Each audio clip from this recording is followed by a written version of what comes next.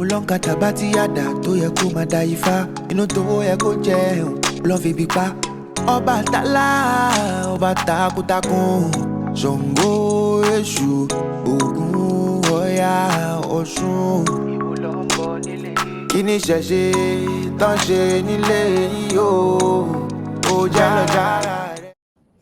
Alafia, peace and blessings, peace and blessings. Welcome to another episode of the African Spirituality Experience. I am your host, Orisha Gbemi, and we are back, tribe. We back, family. It's been a few days since we did this live stream thing, but we back in the building, and we got the matriarch. Shout out to Rosalind Bonaparte. The matriarch is here. Yes, indeed, the matriarch is here, and we're here to talk about reversing the conjure and the return to sitting the matriarch on the matriarch's throne. So with that, tribe, I want to definitely give a shout out to all the new subscribers, all the new listeners, all the new members of the community. Shout out to everybody who was on the private community call last week, working on putting one together for either tomorrow or Saturday.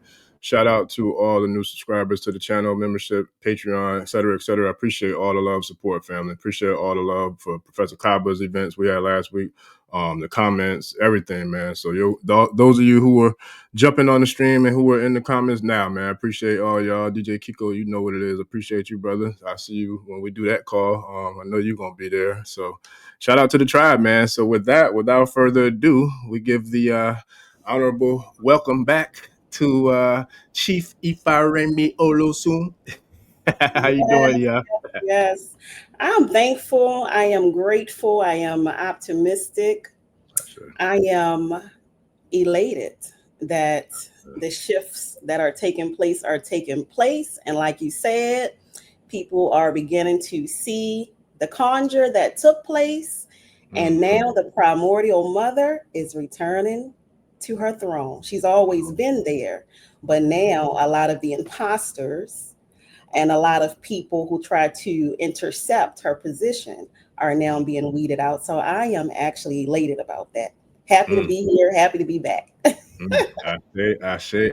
Oh, yeah. Nah, look, I'm here for all of it too, and I'm seeing it. Even like with nature, nature is definitely doing what nature do, and it's powerful. And I see like all the alignments. I see the transformations. I see all the different downloads. It's so much that's happening, and it's happening fast, like very fast. So it's like in order to give it a perspective of balance, I'm grateful for, your perspective, because the tribe been going ham, in the comments and the feedback from the first time we did it.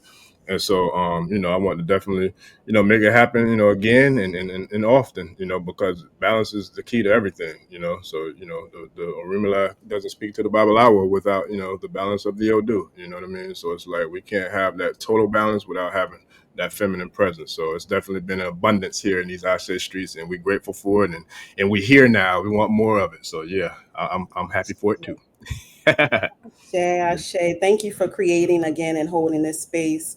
A lot of the brothers and I guess is referred to as the woke or conscious community, or should I say brothers who are still connected and tapped in and who has done the work. Y'all are really putting in the work out there. So many of you are opening the way as the masculine energy, spiritual warriors that you are, because that is a place of masculine. It's to hold it down for the feminine and open the way so that the woman can take her place. So kudos to all of you brothers out there who are putting in the work on your channels, sharing the information, and also fighting the unseen battles, behind the scenes, because there's a lot that goes into it that I'm sure that people don't see. Oh yeah. No, that's real. And real quick, before I get too deep into thought, man, I want to also, as a matter of fact, I'm gonna do me a little quick Omi Tutu. I'm serious, because today is the anniversary. Shout out to all of those warriors. Talking about warriors, the warrior, masculine and feminine of the Haitian Revolution. So if there's anybody in the tribe that's of Haitian descent, I salute. Shout out to y'all. With today being the anniversary of the kickoff of the Haitian Revolution in 1804. I was working on putting together a dope video for y'all tribe about that. So I wanted to have it released today. It didn't work out because of off-air engagements that I had, that took a lot of time this week, that I'm happy to engage in as well. But also, it just didn't work out in divine time. But it'll be up this week. I'm working on that to really share a lot of the history and the historical successes of what took place in 1804 on the island of Haiti. So shout out to all of those who are descendants of the warriors who had that effective and successful revolution, and I definitely prayed for them yesterday during some very powerful ceremonies and offerings and rituals to the gods, man. So and they made their presence known in full effect. So I'm definitely looking forward to seeing what becomes from some of these things that we have off air in regards to the work. So with that, now I appreciate it, and that's what we're here for. We're here to do the work. Mm-hmm. You hear me? I'm happy, man. Uh-oh. Oh no. Oh no. Okay, can you hear me now? And I'm going to say again, it's just really to the current that's taking place right now. We are still and have been for some time in the midst of spiritual warfare. And we already know how they get down in IET as the warriors who, they instill so much fear in the colonizers after they spank their butts upon many occasions. So yes, we pay homage. Ashe. Yeah. So with that, now I'm ready to jump in. We paid honor to the tribe, we paid honor to the supporters, we paid honor to the feminine energy, we paid honor to the mothers, and we paid honor to the ancestors, especially the warrior ancestors. So with that, now I think we got the road clear for us to go ahead and start talking about the reversing of this conjure. So when we talk about the reversal of the conjure, because that's a very powerful title. So I want to make sure that I acknowledge your vision and your feminine energy for putting that together. So it's a two-part title to me because there's two major components to it. One being reversing the conjure, that's an episode within itself. But the other part, we're going to talk about returning to the throne. So I definitely would like to start with the reversing of the conjure, because the conjure is something that I don't know how many people know how far and how deep that goes. I'm sure there's lots of people that do, but I'm sure there's lots that don't. So can you kind of break down what exactly even is this conjure that we have to reverse? Well, that's it. Real, like you said, it goes really deep. To try to summarize it, we as the organic and original people of the planet, along with the original governing forces of the planet that brought balance and harmony, tying it all together, all of these things enabled us to have a direct connection with our higher self. So when other forces, entities, and beings became, and I'm going to try to put this in terms that everybody can understand. When other forces, entities, and beings came to this planet and became trapped on the planet, some of these forces have no life force energy. Some of these forces solely rely on our energy and our life force energy. Again, us having the divine connection to the celestial realms and to our higher self and to the same toroidal flow frequency energy that radiates all throughout the earth, all throughout the planet, and all living organic things. So in order to survive, them and their offspring had to find a way to usurp our energy. One of my sisters introduced me to the term loosh, to steal our loosh, if you will. And these same forces are the hidden hand. They are what many refer to as the hidden hand behind a lot of the systems that attempt to keep us oppressed, suppressed, and confused in a dense 2D, 3D, low vibrational state. So us being in that state, it causes a sense, it causes illusion and confusion, impeding our ability to see clearly and to, again, maintain that connection that we have to the celestial realm and to the earth. So they learned how to, first they studied. Those who already didn't know because they had access to this higher intelligence of knowledge, studied. And those who came from other realms know, a lot of the things that people who think that they are empowered today had to be taught. And I'm trying my best to put this in a very broad, basic explanation, but it's really deep. So in terms of political systems, judicial systems, the economic, the money, the so-called, tangible wealth, dollars, banking systems, educational systems, medical systems, every system that has been put in place has been strategically done so in a way that is geared towards suppression and to be able to steal our life force energy.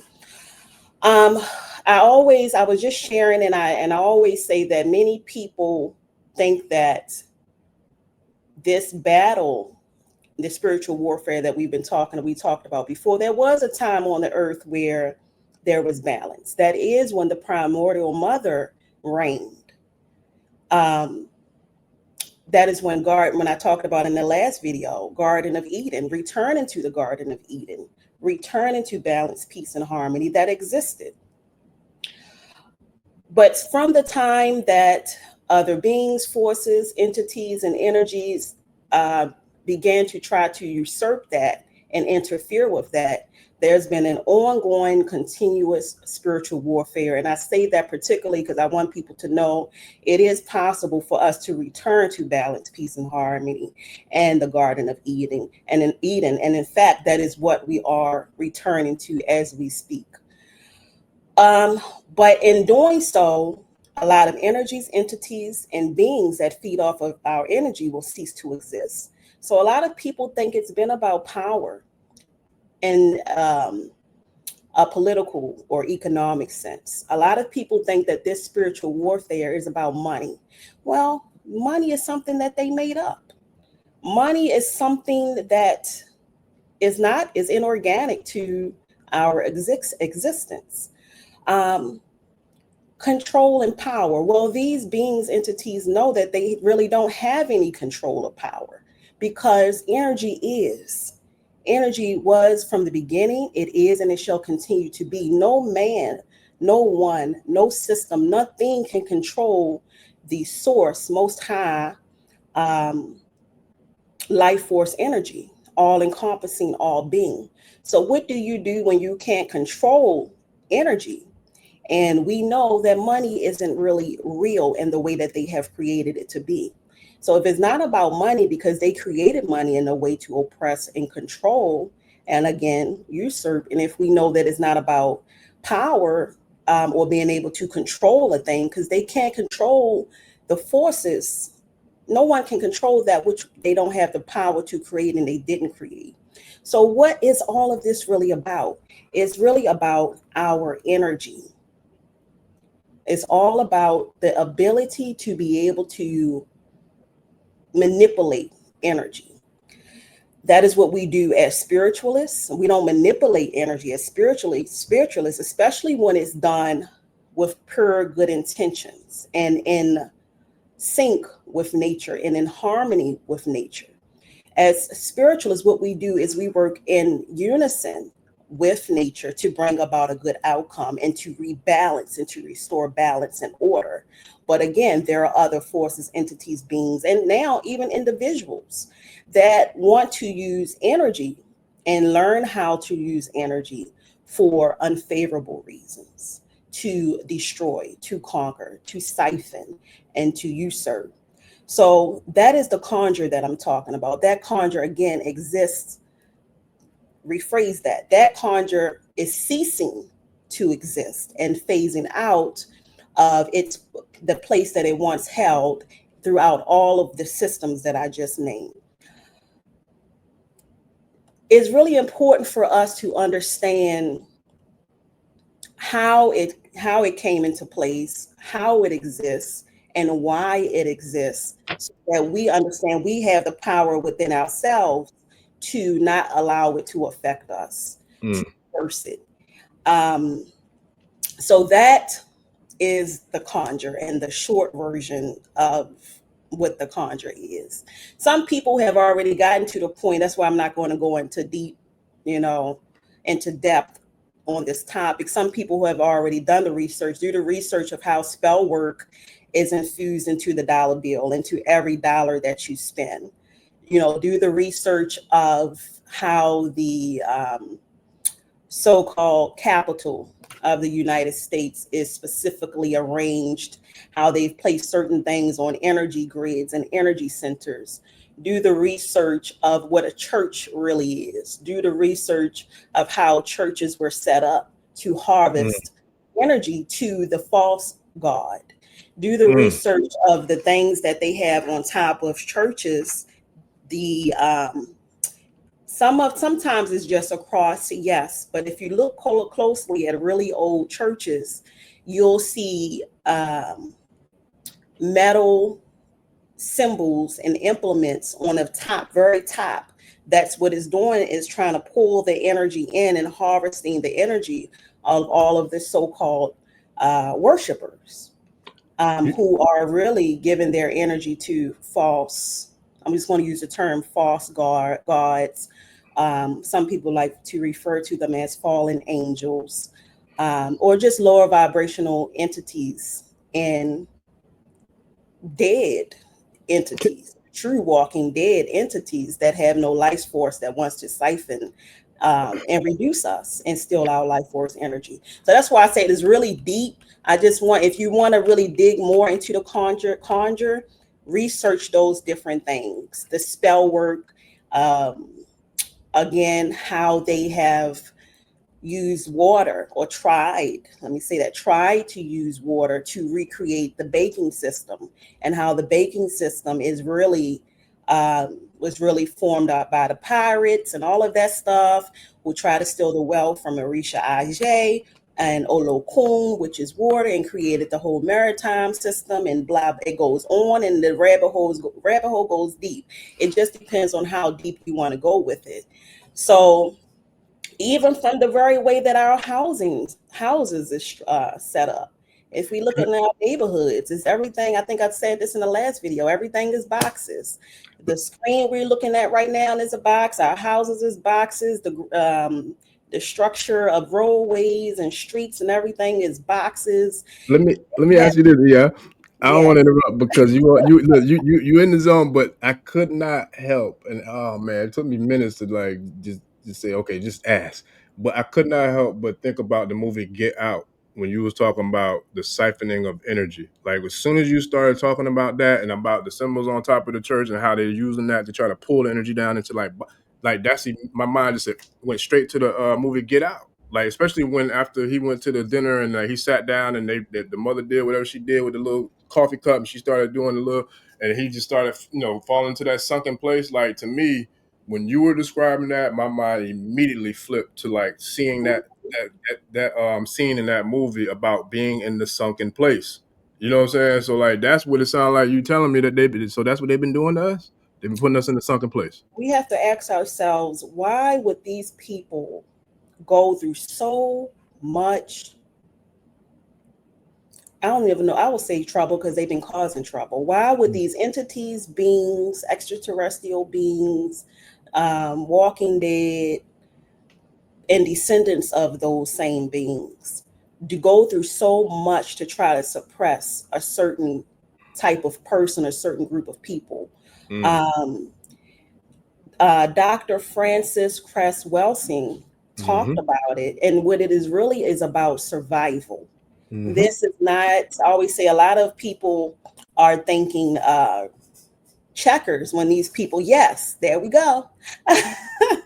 Yeah, you go. And the ISIS papers is deeper than what we think. It's not about money, it ain't about power. We always say money, power, respect is the key to life. I know the song and all of that, but it's deeper than that. It's about survival. And they know and if we look around, we can see the level of desperation that these beings, entities have reached, that they are running out of time. They have ran out of time. They can no longer exist on the great primordial mother's planet. So that's why they are trying everything they can do. They are pulling out all the stops, all the tricks, and I'm going to use this term chaos specifically. The chaos that we are witnessing and seeing is chaos is a feminine energy, but it could be used to create. It could be used to birth. It could be used to destroy for the purpose of starting anew. But when one knows how to manipulate energy in a different type of way, chaos can always also be used to cause smoke and mirrors and confusion. So that's why when we look around, we see them building heart weather machines, trying to mimic the primordial mother, trying to create, problems here and storms and poisoning the food and coming up with different chemicals and putting altrazine and different things to try to make our men feminine. You name it, from all the different diseases they have created through the years, from the whole pandemic that took place to people who were coerced and fear-mongered into getting the vaccine. I could go on and on and on and on and on with why would they go so far to sit in their time like Pinky in the Brain, just sitting in the lab. Well, what can we do today to try to take over the world? Well, it's not about their fake money. It's not about power that they can never have or energy that they don't control because they can never control it. It is about survival. At this point, these entities, beings, they are desperate. You can see the desperation when we look around at what's happening today. There's things that I'm 41 cycles in this life. There's things that has occurred that I've never heard of in the past 5 years. Now, while these beings are desperate to continue to siphon and usurp our energy, there are also galactic forces, light celestial beings that we are, along with other ones that are existing in other realms that are supporting us to fight this spiritual warfare as well.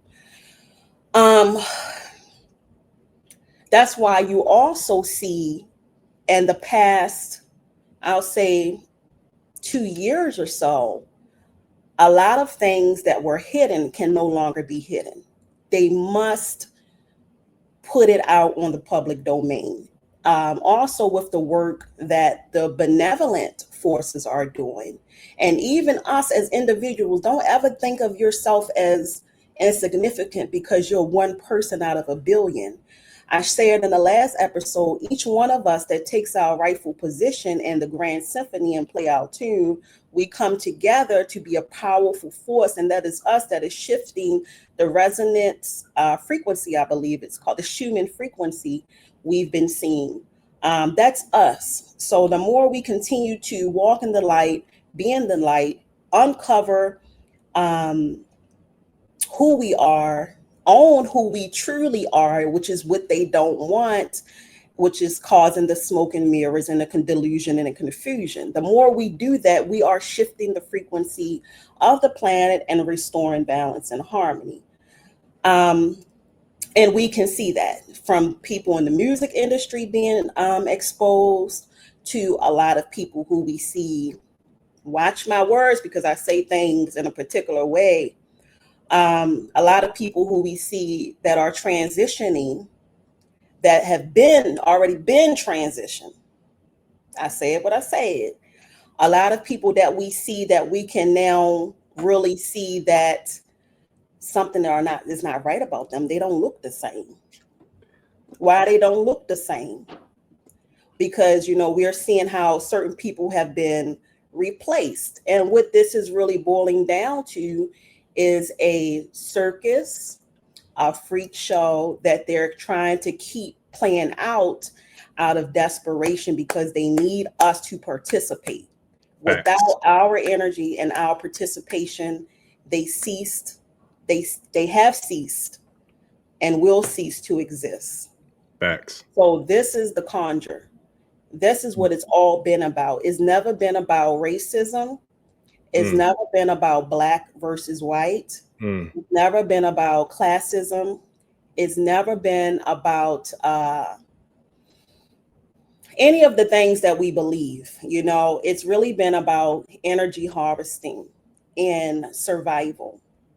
And so now it's our turn, it's our duty, it's our capability as the 888 portal that just passed, that we just experienced, along with so many other energetic shifts that have taken place. We are in a very pivotal time right now because we have the opportunity, if we choose to open our eyes, to see clearly, and to take our rightful place. And we are doing that.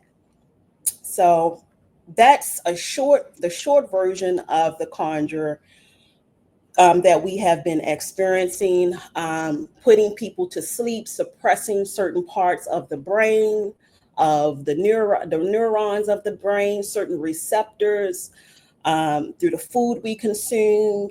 You know, we have some doctors don't let color fool you either, because there are some pale face or so-called white, or whatever people like to refer to them as, doctors that have come out and provided research. You can Google it, research it, look it up, about the different things that the food is doing to us, that the water is doing to us, such as sugar, the sucrose, the sucrose and all the croses and all the different types of sugars. Too close. You're too close. Get all of them. But it has the same effects as cocaine, as a drug, you know. I've heard in some studies that sugar can even be considered maybe just as, if not more, addicted than cocaine. I've heard studies about that. That's crazy that you say that, but that's real. And they make sure they pump it into everything we eat. And I've traveled many places, like I shared in the previous live, and I got to experience different cultures. There's not another country that I've been to that consumes so much sugar-based, poisonous, chemical-based junk food. Why is that?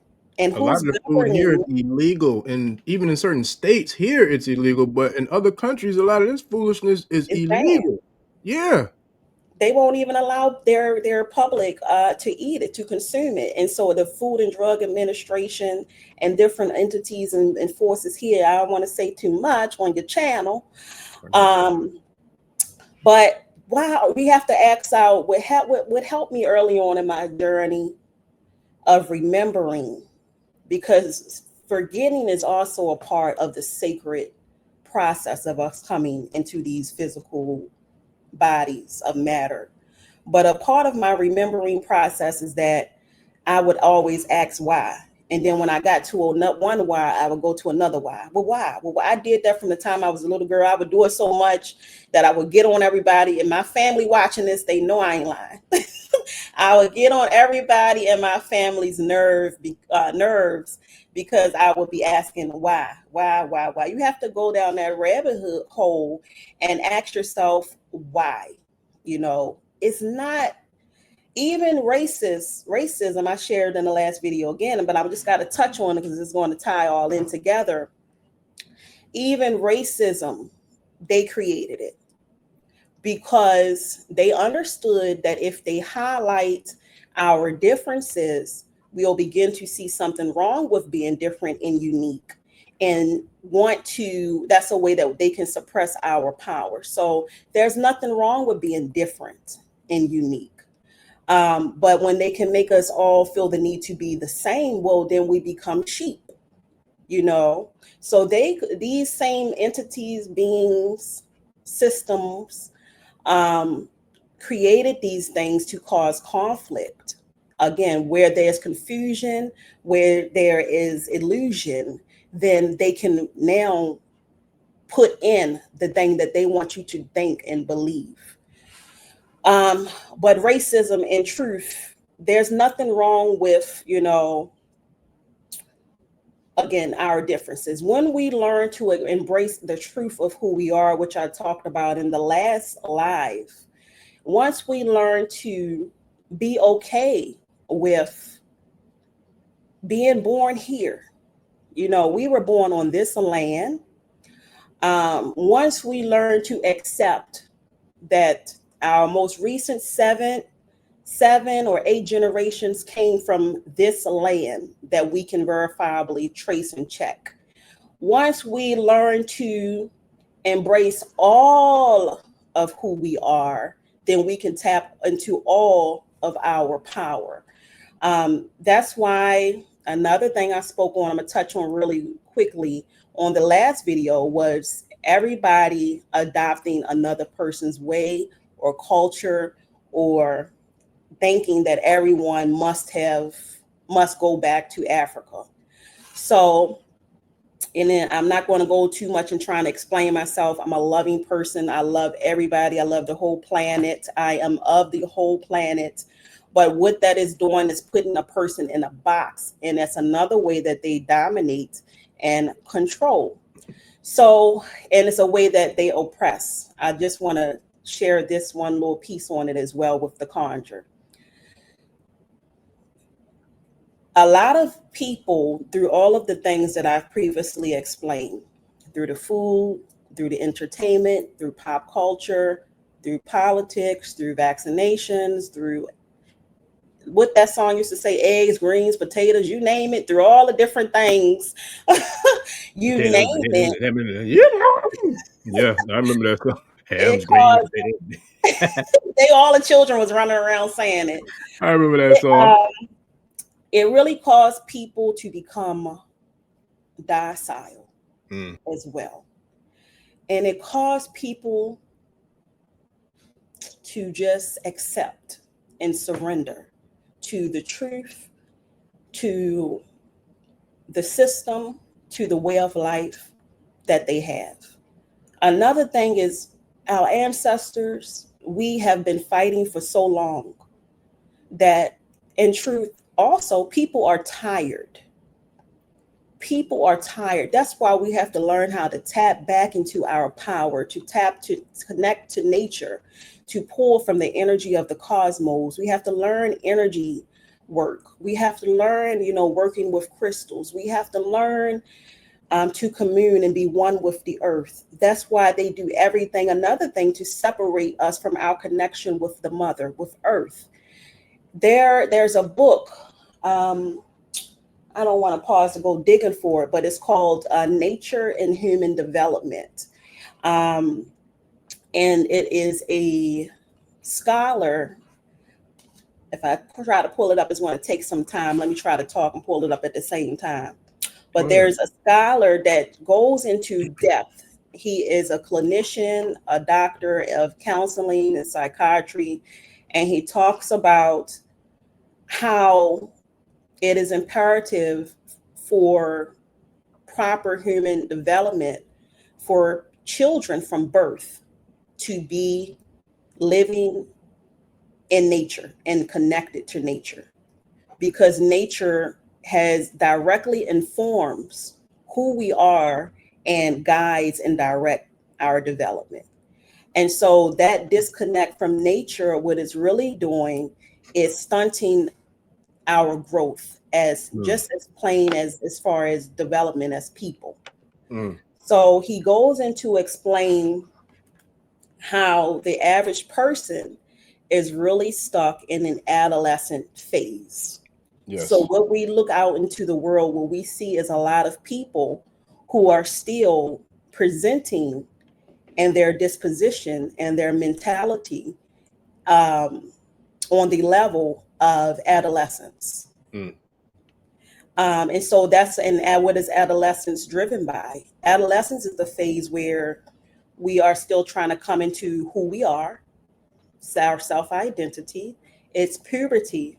It's a lot of sexual exploration. So that is why you see a lot of adults who are very evil, as the reason I said that word, ready to get into it, are very easily to be controlled by sex. which is another tool that is always used, sex and lust. Because again, these people study human action and behavior in order to be able to siphon and control. Yep. And they are very well aware that that is the age mentally that many people are presenting themselves in and are stuck in due to their inability to live in harmony with nature. Nature delivers signs, messages, symbols to us. When we are in nature, we learn how to go within for what we need, how to connect to the very thing that gives us life. So go ahead, brother. I'm going to I really want to pull that book up. Yeah. So while you... Yeah, go ahead. I'll jump in and, you can tag me into the ring, man. I'll jump in and throw some bows and leg drops and off the top rope, Jimmy Superfly Snooker, bang, body splashes on these ninjas. But yeah, for real, look, this is fun to me. And shout out to Baba Tolu. I had a good conversation with him earlier, man. And we was just talking about, a lot. But one of the things that he shared, which was dope, but it's so simple, is just like, like just be a good person, man. Like just don't be going out there just doing, like, I forgot how he said it, but we were talking about Iwa Pele. And he was like, yeah, Iwa Pele is good. Battle's character is great and all that. But I can't remember the daggone, it slipped my mind. But I was like, bro, I'm going to use that on the call tonight, bye. I forgot the damn quote. I told him I'm going to steal it, but I let everybody know I borrowed it from him. But it'll come back to me. But anywho, but it reminds me of the Wu-Tang Clan, that song, Can It Be That It Was All So Simple? You know what I'm saying? Because it really is simple. But it's about doing the simple things and being consistent and diligent with doing them, which is just be a good damn human being. Like at the end of the day, you know what I'm saying? Like for real. But when you were speaking about like all the different elements and all the different contributing factors into like what we're dealing with when we're talking about this conjure and this, this construct with this system for this corporation and all those things, I couldn't help but to think about, and Iba to to him as well, the new ancestor, the Honorable Dr. Neely Fuller Jr. And in his book, which I share on the channel a lot too, the counter code of racism, a compensatory counter racist code. He speaks about that, and it's crazy because you spoke about damn near all 9 of the principles. Ooh, excuse me. I found the book. Oh, you found it? Okay, gotcha. It's called Nature and the Human's Soul. And it's by Plotkin. You can look up Plotkin 2008. How you spell that? Plotkin.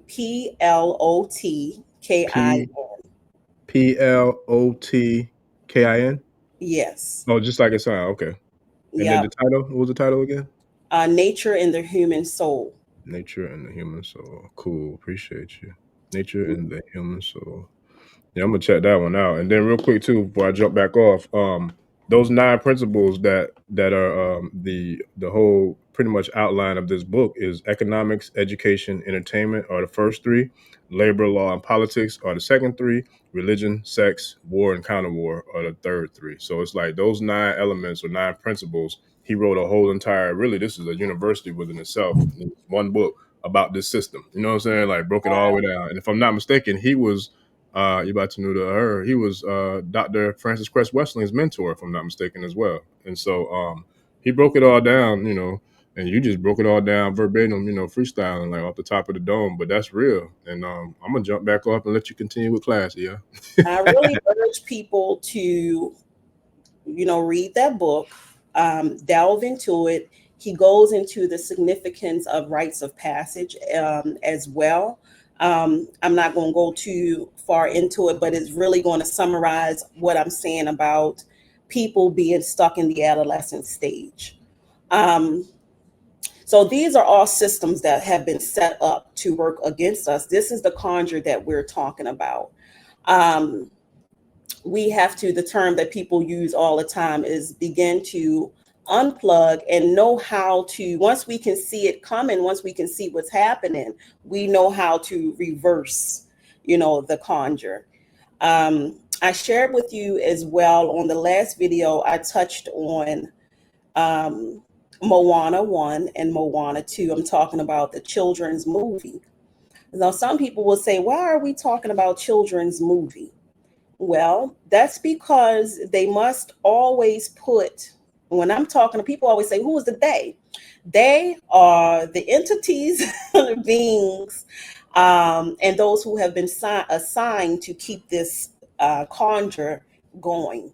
They must always put information in the public domain. And we have to learn how to decode and read the signs and the symbols of what they're trying to share amongst themselves within their system, within their cults and groups.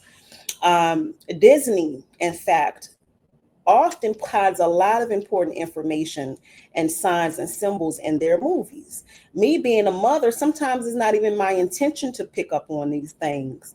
But, you know, I might, just like I did with this Moana movie, I was just watching and I was like, OMG, they putting it all out there. And then I'll start getting transmissions. Another thing I want to share, some of the information that I talk about is not, it may not be in a book. So I am still in communication with my higher self and the celestial realm from which I came. That line of frequency, that line of communication is still there. And it's as it is with all of us, we can always tap in. So a lot of times I'll just get transmissions of information and I have memories of information that I may speak on, but I guarantee you, if you look it up, Google it, research it, you're going to find that what I'm saying is true. So they will put certain information in codes and movies and music and songs throughout different things. And we have to be able to figure out what that means. And we can do so when we tap in and when we sit down and become one with higher self. The first thing that I noticed, first we're going to begin to feel it in our body. That's how we have to learn to be present in our body and mind and body. So sometimes we're going to feel certain things in our body. And then the signs, codes, symbols, and messages. I could feel a tide shifting. It began really during the Alabama brawl. Let me take it back to the Alabama brawl. And the way that it was televised and what I saw, when you have to see beyond sight, learn to see with your spiritual eye. And I said, this is quite interesting. And what did we see was that brother swimming across the water like a all-out Olympian to help his other brother who they were trying to beat down on the water side, right? So a lot of things have been showing us, pulling us to the water. Even taking it back further, I saw, if you're in the Orisha community, we saw a lot of a lot of sisters, a lot of veneration of Osun. Everybody all of a sudden want to be Omo Osun. Beyonce is Osun, everybody Omo Osun. It was all about Osun, honey. Osun been the star of the show for a while now. So some people was getting disgruntled about it, but me, I sat back and I observed. I said, let Osun shine. Even if there's some fake people, they know they ain't Omo Osun. Let them say they are, because this is something that's happening with the water.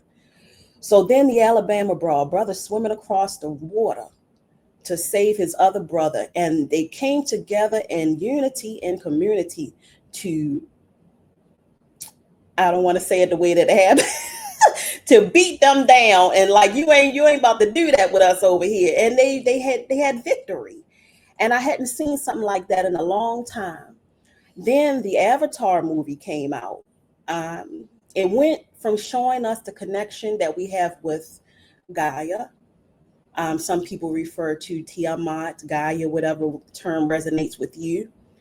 From the trees and our ability to tap into the knowledge and wisdom of the tree and plant life and the earth and the planet itself. Then from there, it went to Avatar, the way of water. Okay, so you got to follow, read the codes, follow the breadcrumbs. So Avatar, the way of water, pointed us to look at the waterways.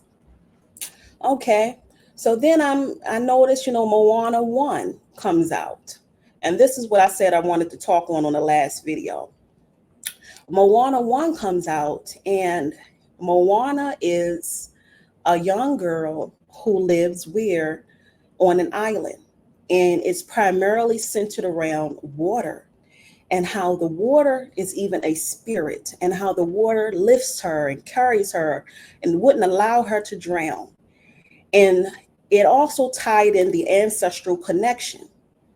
The same ancestral connection that if you're in the Ifa community, that during the Yoruba New Year, the old dude that came out talked about more Orisha than I've seen in a long time. But the Egungun really kicked off, the ancestors kicked off the year this year. So ancestors and water, right? Our ancestors hold through the blood, the genetic memory encoding. And the water is truly where the ancestors' spirits come from. So a lot of people look to the land and the burial sites. But if we look at IET tradition, voodoo, the Zulu, look up the tribes that venerate ancestors through water. Even if we go into Egbe, who the Egbe are, all Egbe, which are the celestial spirit energies that come with us from the realm of the invisible, all come out of water. Anyone, no matter what type of Egbe you have, you can connect to them through water. So when we look up in the sky, we think, okay, it's clouds. But above us is water. The clouds is water, and beyond the clouds is more water, and is water. The heavens we speak of is water. Okay? So all life, spirit is water. You can also read, is a good book by Mali Doma. I believe it's called of Spirit and of Of Spirit Water. and Water. Yeah, I got that book. I just Yes, got it too. I got it on Audible. I got the audio version. I just got that not too long ago too. Powerful Spirit book. and water. Because when we get into metaphysics and alchemy, we understand the connection between spirit and water. So if we want to connect to our ancestors, in truth, it's really through the heavens and the stars, which reside in the water, and the ocean that also has layers of life through the ocean. Okay, bringing it back to Moana. Her grandmother in the movie, her grandmother became an ancestor who she could connect to through the water. Her grandmother turned into, I believe, if somebody in the comments help me out the name of the animal, I believe it was an electric eel. No, not electric eel. Somebody put it in the comments. But her grandmother turned into a form of sea life, that whenever she saw it, it was a symbol that was her grandmother. Then she would form into a full apparition of her spirit self. That is what Moana 1 was showing us. It was showing us the connection to the land, our connection to water. It showed us how we can connect to our ancestors through water. It showed us the importance of returning to our tribal way of being. Just really sit down and watch Moana 1. There's so many symbols in that movie. Now, I want to bring us into or merge into Moana 2. So Moana 1 was really centered on, and also Moana discovering her power within through navigating the waters. That was Moana 1. She worked with a demigod named Maui, who initially didn't want to work with her. Maui was full representing the ego.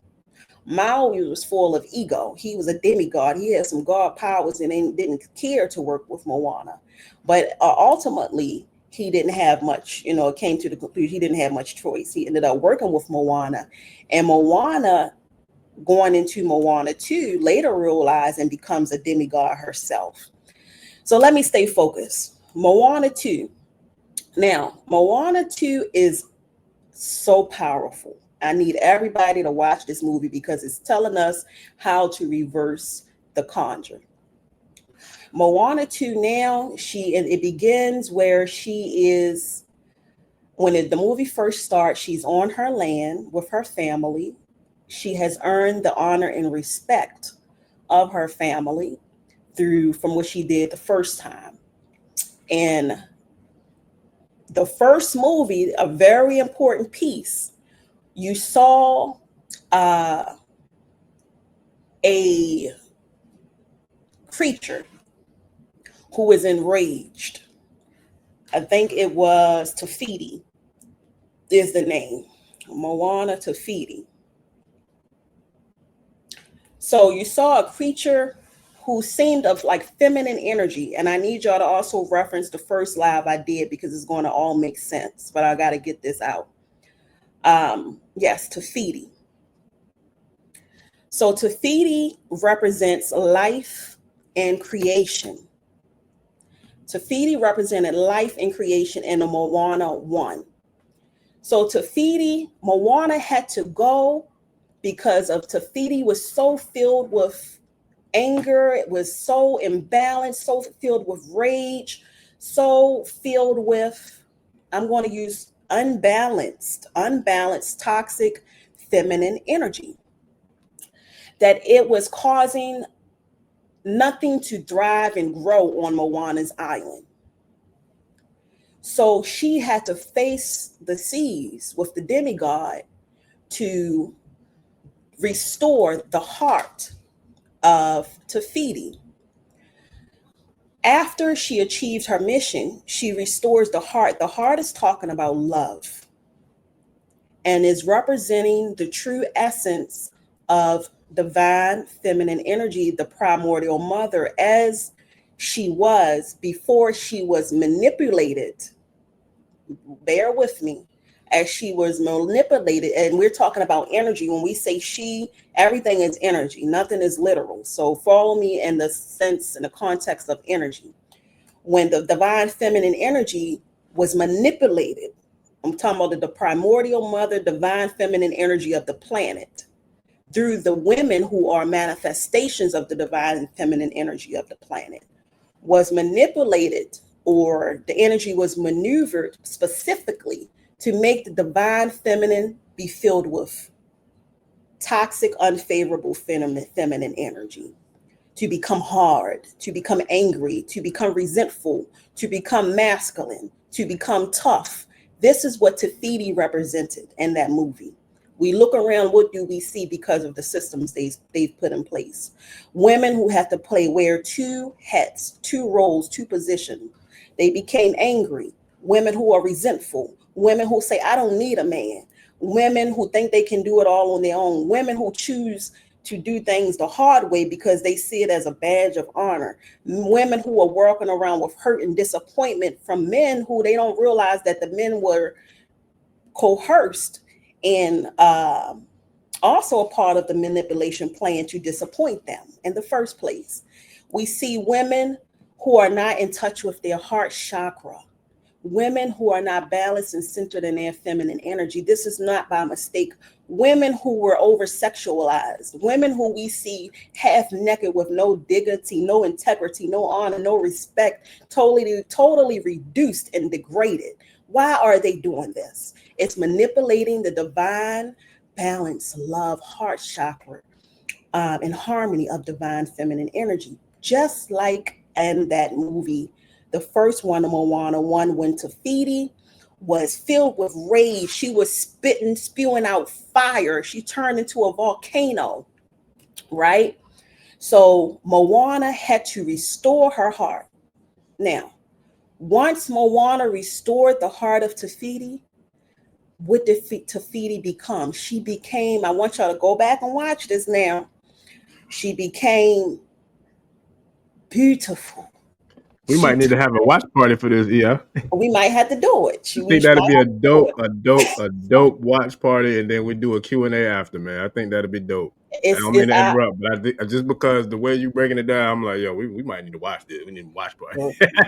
And how the church folks used to say, "Walk with me now, walk with me now, walk with me now." Yes, somewhere.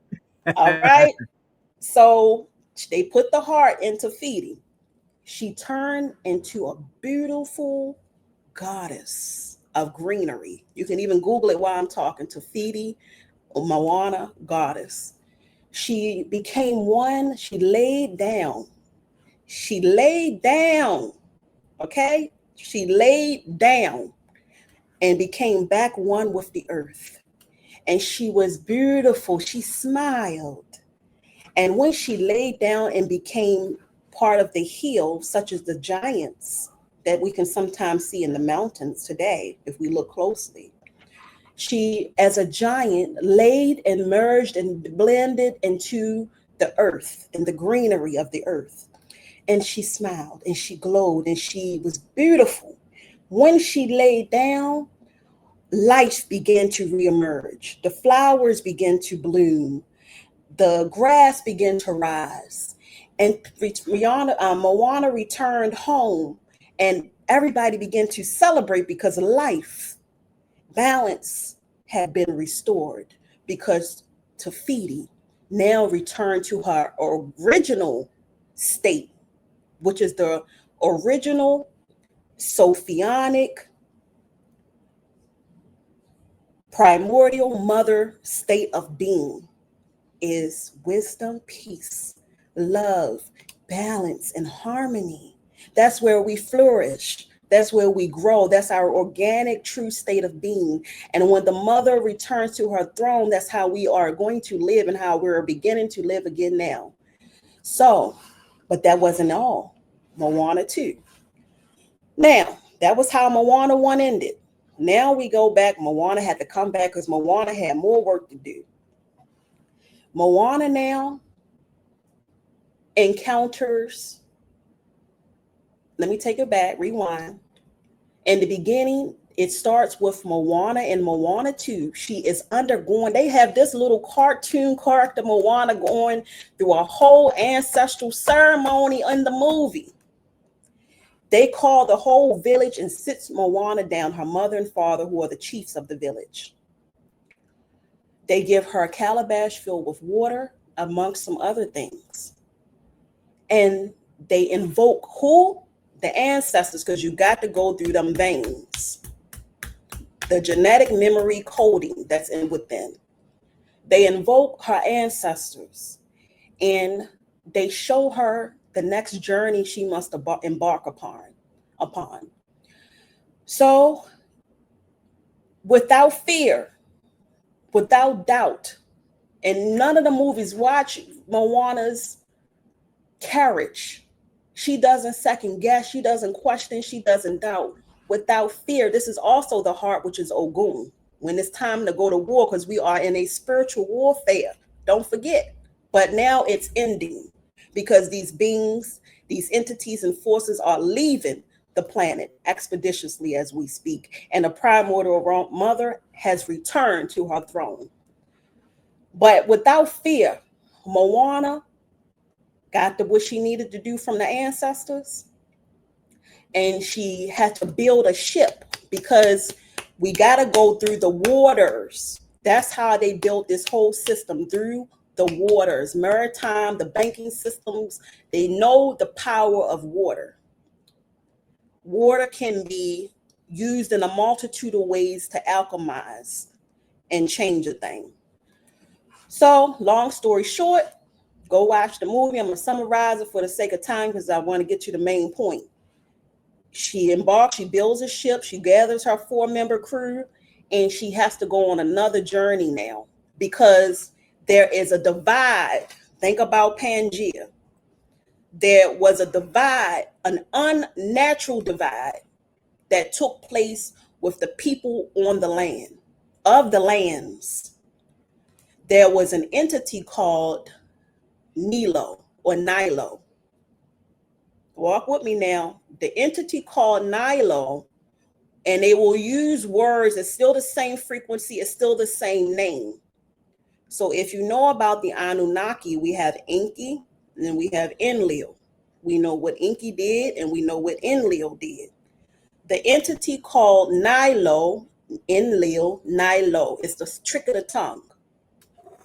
Nilo didn't even reveal himself to the very end of the movie. Beyond Moana didn't know what she was going up against. She just knew that she said there's more out there for us. We have to connect to our other tribes. We have to connect to the other tribes. We have to connect to the other parts of the land if we are going to survive. We must come together and community and tribe up. We must tribe up together.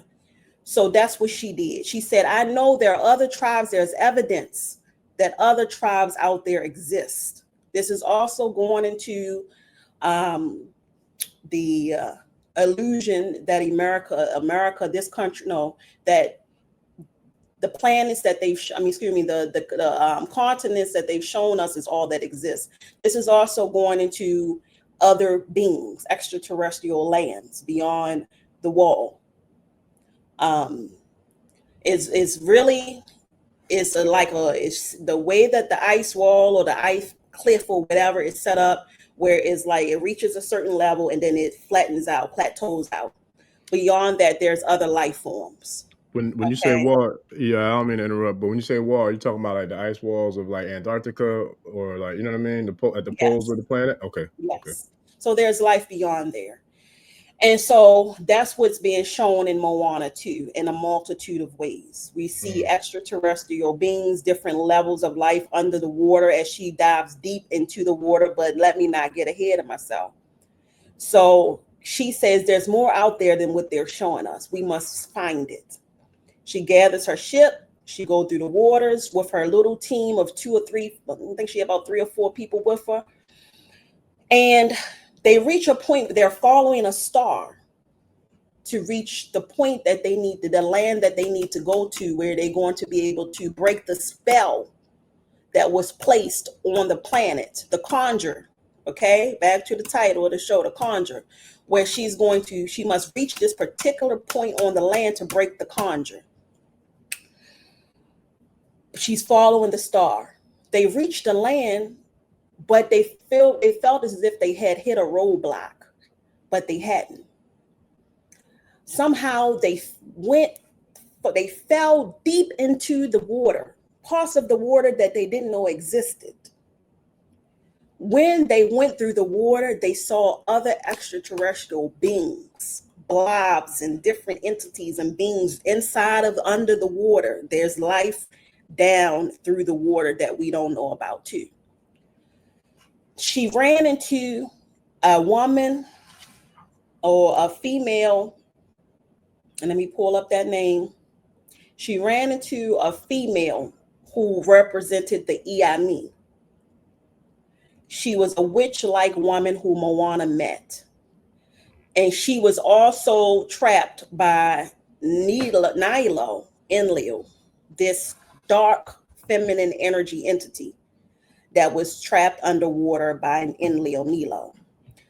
And so Moana had reached this dead end where she met the Iami-like figure witch woman in the movie. And the witch woman wants to help Moana because she wants to free herself too from the spell, from being used. Walk with me now, from being used by Nilo, because we're talking about magic, conjure power, and it's only the Iami who possesses that energy, who can tap into the untapped magic, dark feminine energy power source. So she meets this woman, and Moana said, I don't know how to reach. I thought I reached the land. So the woman says, you must look deeper. Go follow a path that you were unwilling to follow before. It's a whole song. Watch the movie. It's a whole song where she encourages Moana. You have not hit a dead end. There's something that you have not seen. There's a way that you have not seen. Follow the way. Follow the way. There's another way. So she encourages Moana. They're underwater now. They are breathing, walking, talking, and moving under the ocean. She says, Moana, go this way. Moana, speed it on up. Moana follows this path deeper, deep down into the ocean till they reach the bottom floor, as it seems, of the ocean. And Moana now has to dive down through the ocean, the bottom of the pit of where the ocean stops, and grab something to undo the spell that Nilo put in place. Moana, in essence, loses her life doing this because she could not breathe at that time under the depth and withstand the depth of water that she was in. But while she did it, she broke the spell. All of the ancestors made a space, a bubble around her under the water where she could breathe, and they brought her back to life as a god. Okay? Moana came back to life as a god from breaking the spell. And she went through the water. So then now this is the end of it. Then I'm going to get off this and say what I'm going to get to the point of it all. She breaks the spell. Now, once she breaks the spell, she rises up as this god now, along with Maui from the first Moana. They return home. They get to witness all the lands, all the tribes. It brought tears to my eyes. All the tribes from different lands now recognize each other, see each other. They come back together, and they're able to form and gather resources and to rely and depend on each other now. So from afar, in the deep depths of darkness, Nilo is watching. He saw what went down. The witch woman who he was siphoning her energy and had her under his grasp, so he thought, the Iami, he called her into the meeting. This is how the Moana 2 ends. And he says, who helped Moana break the spell? No human being could have done that. So the witch woman said, it wasn't me. And so he said, I know it was you. And so Nilo in Moana is a black, big giant, so-called black or brown-skinned male who looks like us, but he's huge. And he looks like he could be one of the Anunnaki. And he says, oh, someone has broken the spell. This is not over. You know, they think that they will win. They think that they can undo what I've done. So it's basically telling the story of how the lands was divided, how we were divided, how the divine feminine energy was from the beginning, things put in place to attack the woman. The attack has always been on the woman because we are living, walking, breathing embodiments of the primordial mother as women. So each one of us, this is greater than sexuality. This is greater than LGBTQ. This is greater than, this is what our message I have to share. Some people say, well, I identify as all of that identify stuff. Everything has been an attack on the divine feminine. And if we want to reverse the conjure, we have to do the opposite of what they've done. Do away with our sexual lusts. Do away with the ego. Those are demons. Those are demonic spirit entities, frequencies that have been created and assigned and put to work to keep us in a confusion and illusion so they can continue to try to exist and harvest and siphon our energy and to suppress and hold back the primordial mother that's going to restore the Tata Tafiti, that's going to bring balance and order, harmony and structure, the Garden of Eden, back to the original way that we're supposed to be. That's what's impeding our ability to come together as tribes in unity and harmony, from embracing our differences, no matter what part of the land we're located on. We don't have to steal another person's identity or culture. That's another way they are using us and keeping us docile from connecting to our true identity power. So instead of us saying, I'm not going to keep going all the way over to Africa dressing African. I'm not going to go over here and steal their culture. I'm not going to go there to get my rights, initiations, and chieftaincy titles. That's why when we look around, what do we see us doing?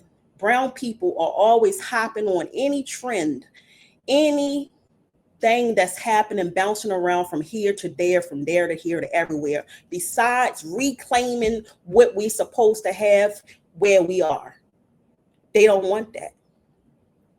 So, and a lot of us have, like I said earlier on, have been dociled and conditioned systematically to just accept. So instead of standing up and doing the work to take our place here on this land, a lot of people have decided to be okay with, let me run over here and get it. Let me run over here and do it. Let me travel all around. Let me move to Ghana. Return. That's what the whole return to Africa thing has been, a plan from the very beginning to pull people from away from their true identity and power. So it's saying, oh, if I want to tap into my power, if I want to initiate, if I want to have a culture, I got to go to a whole nother land to get it. Let me spend thousands, millions of my time, energy, money to hop from here to there. First, it was the protesting movement. I raise your fist, I'm Black and I'm proud. Yeah, Black people, go and do that. But what you can't do is reclaim your tribal sovereignty and rights and live and have the culture that you want to have here on this land, because we need your energy and we need this land. So that's what they've done. So yeah, go on, take your asses over to Africa. Let's keep them bouncing around from place to place in confusion and illusion and delusion, confusing the mind, the smoke and mirrors. So we can do everything but say, no, I was born here, I am here, and anywhere I step my feet, anywhere that the Most High, my Ori, places me, I have dominion over it. So that's what they want people to do. We have to reverse the conjure. We have to lean into the primordial mother. This has nothing to do with masculine versus feminine. Get out of the ego.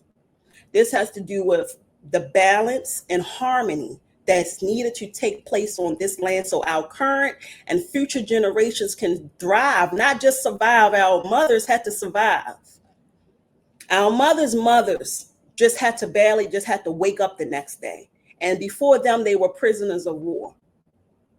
So now it's an opportunity for us to not hop, skip here and there and jump and become culture vultures, or what they call it, cultural appropriation. We don't got to do none of that. We can create what we want here and have dominion anywhere we step our feet.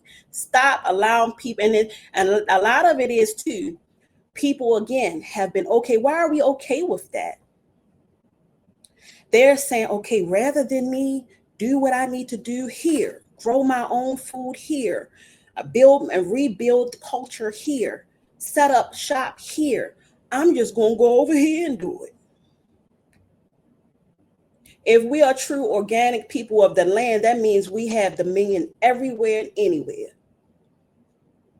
No longer shall we be moved. That's true sovereignty. That's true power.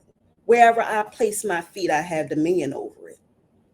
And we must lean into the primordial mother. Going back to the LGBTQ and all of this other stuff and the reversing of the conjure. I went through that whole Moana 1 and Moana 2 and all of this from the beginning of this live to now to get to this very point of where I am now.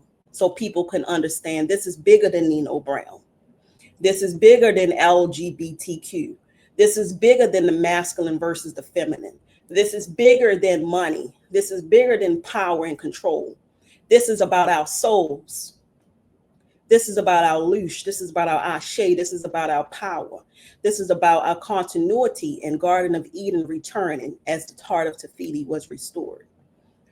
This is about Black woman, let it go. Brown woman, indigenous woman, organic woman, let go of the resentment, let go of the anger, let go of the hurt, let go of the feeling, the need to prove your strength by how much you can work and carry it on our shoulders. We don't have to do that anymore because the primordial mother has returned to her throne. I also wanted to touch on the Osun-Osogbo Festival with the Aruba. There was a lot of controversy surrounding the Aruba if you are in the path of Ifa Orisha cosmology, and Osun State Osogbo, Nigeria. is a key place on the planet where Oshun was preserved, cultivated, venerated for many, many, many, many years. Osun State Osogbo, and there is where the Osun Festival takes place worldwide annually, where all devotees go to venerate the spirit of energy of the river, of life, of continuity, of fertility, which is Osun. So this year, for the past years, I know I've been in the past, been going there since 2012 or 11 or so. There is always the calabash. There's a ritual that is carried out at the Osun Festival, Osun State, Nigeria, Osogbo. And in this ritual, there is always a young virgin girl who carries the calabash. It's a big calabash that consists of spiritual implements, signifying Oshun's rise and arrival into that town, into the planet, in connection to the river, short version.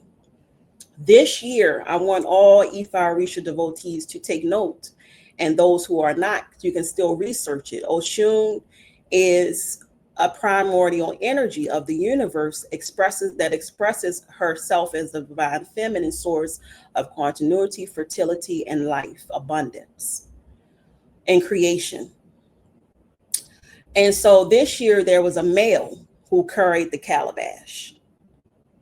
And that male's title was referred to as the Baba Osa, which is the male who is next in line after the king of the town to usher in, to carry out all of the rituals, ceremony, and everything for the festival. He, an elder male, strong male, carried the calabash instead of the female, which had been done for many, many, many, many, many, many years. First time ever. And I don't think it ever happened. But if, quote, somebody can fact check that, because that I'm not sure about. But for a long time, I'm sure it's never happened. So we have to learn to read and flip the codes. This time, instead of that young girl, female carrying the calabash is heavy, and it has to be carried for miles through a crowd, exciting, high energy, rough. If you've ever been to the festival, you know what I'm talking about. Thousands of people, this girl, female, has to walk through as the Arugba of Osun, carrying this on her head, big, heavy, through thousands of people. It's a burden, seemingly, but it's also an honor, and it's a ritual, and it's a necessity, especially, and it's sacred for the town. This year, a male did it. So everybody was saying, oh, why would a male do it? He just wants to steal the light. It's all about ego. He wants to show the patriarchal power. It's all about the patriarchal domination. And if Osun has to choose through divination, through divining, who the Arugba is picking. The Arugba is chosen specifically through a series of ritual and divination. So they were saying if Osun chose that Arugba, that female, to carry the calabash, why didn't she carry it? Well, some people say she's too small. It would have been too heavy for her. She's only 9. She's a 9-year-old girl. She's small and she's frail. Well, not frail, but she's petite. And they said that's too much for that child to carry. So that's why he must have carried. Everybody had theories, but you have to step outside of chaos. There's a brother who described chaotic energy as feminine energy, and it looks like it's confusion and bad when you're in it, because it's specks of energy that is here and there and everywhere. But when you step outside of it, you can look into it and you see a pattern that makes sense. So I stepped outside of it, and what I saw was another code to flip about the primordial mother returning to the throne. So Osun knew what she was doing, regardless of what anybody's motive was, or what other people think, or why they did it. Who knows? But we must understand that the primordial energies of the universe, most high source of all, and the great mother, primordial mother, will always reclaim the throne and has the last say. So what I saw was a strong symbol for Oshun women and devotees that moving forward, we will not have to carry that burden. Women have carried a lot. We've gotten a lot of hits from them hitting and attacking our men, us directly, our wounds, taking our wounds out because of a fibroid that can be healed with a herb and simple change of diet, taking our wounds out, cutting and severing our wounds, aborting our babies to try to break and cease and stop the divine feminine from rising and break royal bloodlines. The primordial mother said, no more. Our women have been through enough. We've carried enough. And now the men are ready. That's why you see a lot of brothers that are talking more on these platforms. And I sit back, like I said in the beginning of this show, and applaud them because they have done the work, the inner work, the spiritual work, and the outer work to understand that now it's the men who will they are in the position now. The women who have been in healing circles, who have walked with integrity, who have taken their place as chosen ones. We are activating the mitochondria of certain men who have been holding it down for us and opening the way for us, because we don't have to do the heavy weight and heavy lifting and heavy pulling anymore. Just as the primordial mother has returned to her throne and taken her throne, we can now sit down, baby. I want all of you women to sit down and have a seat. Get comfortable in your seat and wiggle. Relax your shoulders. Restore the heart of Tafiti. Let it go. Begin to feel safe to return to your rightful way and state of being as women in your divine feminine energy. We don't have to do the heavy toting and carrying and pushing no more. We have activated the mitochondria of men who is opening the way and holding it down for women to still continue to rise and take their place on the throne. So thank you to all the men, you, Orisha, Gbemi, the elders who opened the way, who already set the platform, Bobby Hemmett, Dr. Blair, who else? There's so many people. Yes, I watch sometimes Young Elder. I've seen Rod Hayes on your show and other shows as well. A lot of brothers who, that's called the heavy lifting, because it's not easy to get out here and speak the way that I'm doing, even to have this certain remembrance, to be able to remember, to say what I'm saying. They have done so much to take that power and memory away.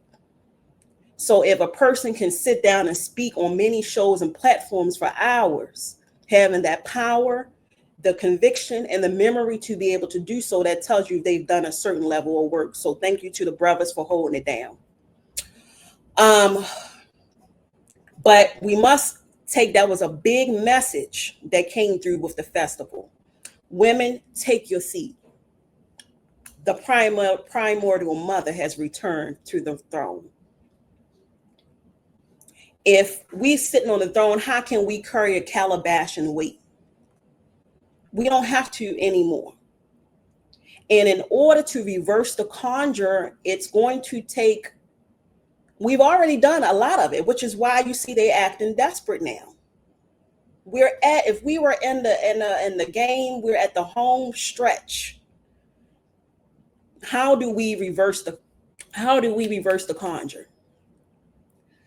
Everything that they've done to try to undermine organic life, we must work diligently, tongue twister, to do the opposite. Reverse it. Reverse. That's like what they did was take our knowledge, our power, the divine feminine energy, and reverse engineer the thing to go against divine order. So now what we must do is reverse it back.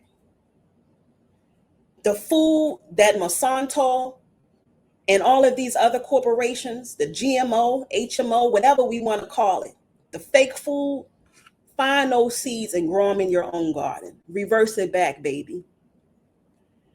The men who think that they are homosexual, that have probably been consuming so much atrazine, they wouldn't even know what's what. I'm going to try to keep it clean.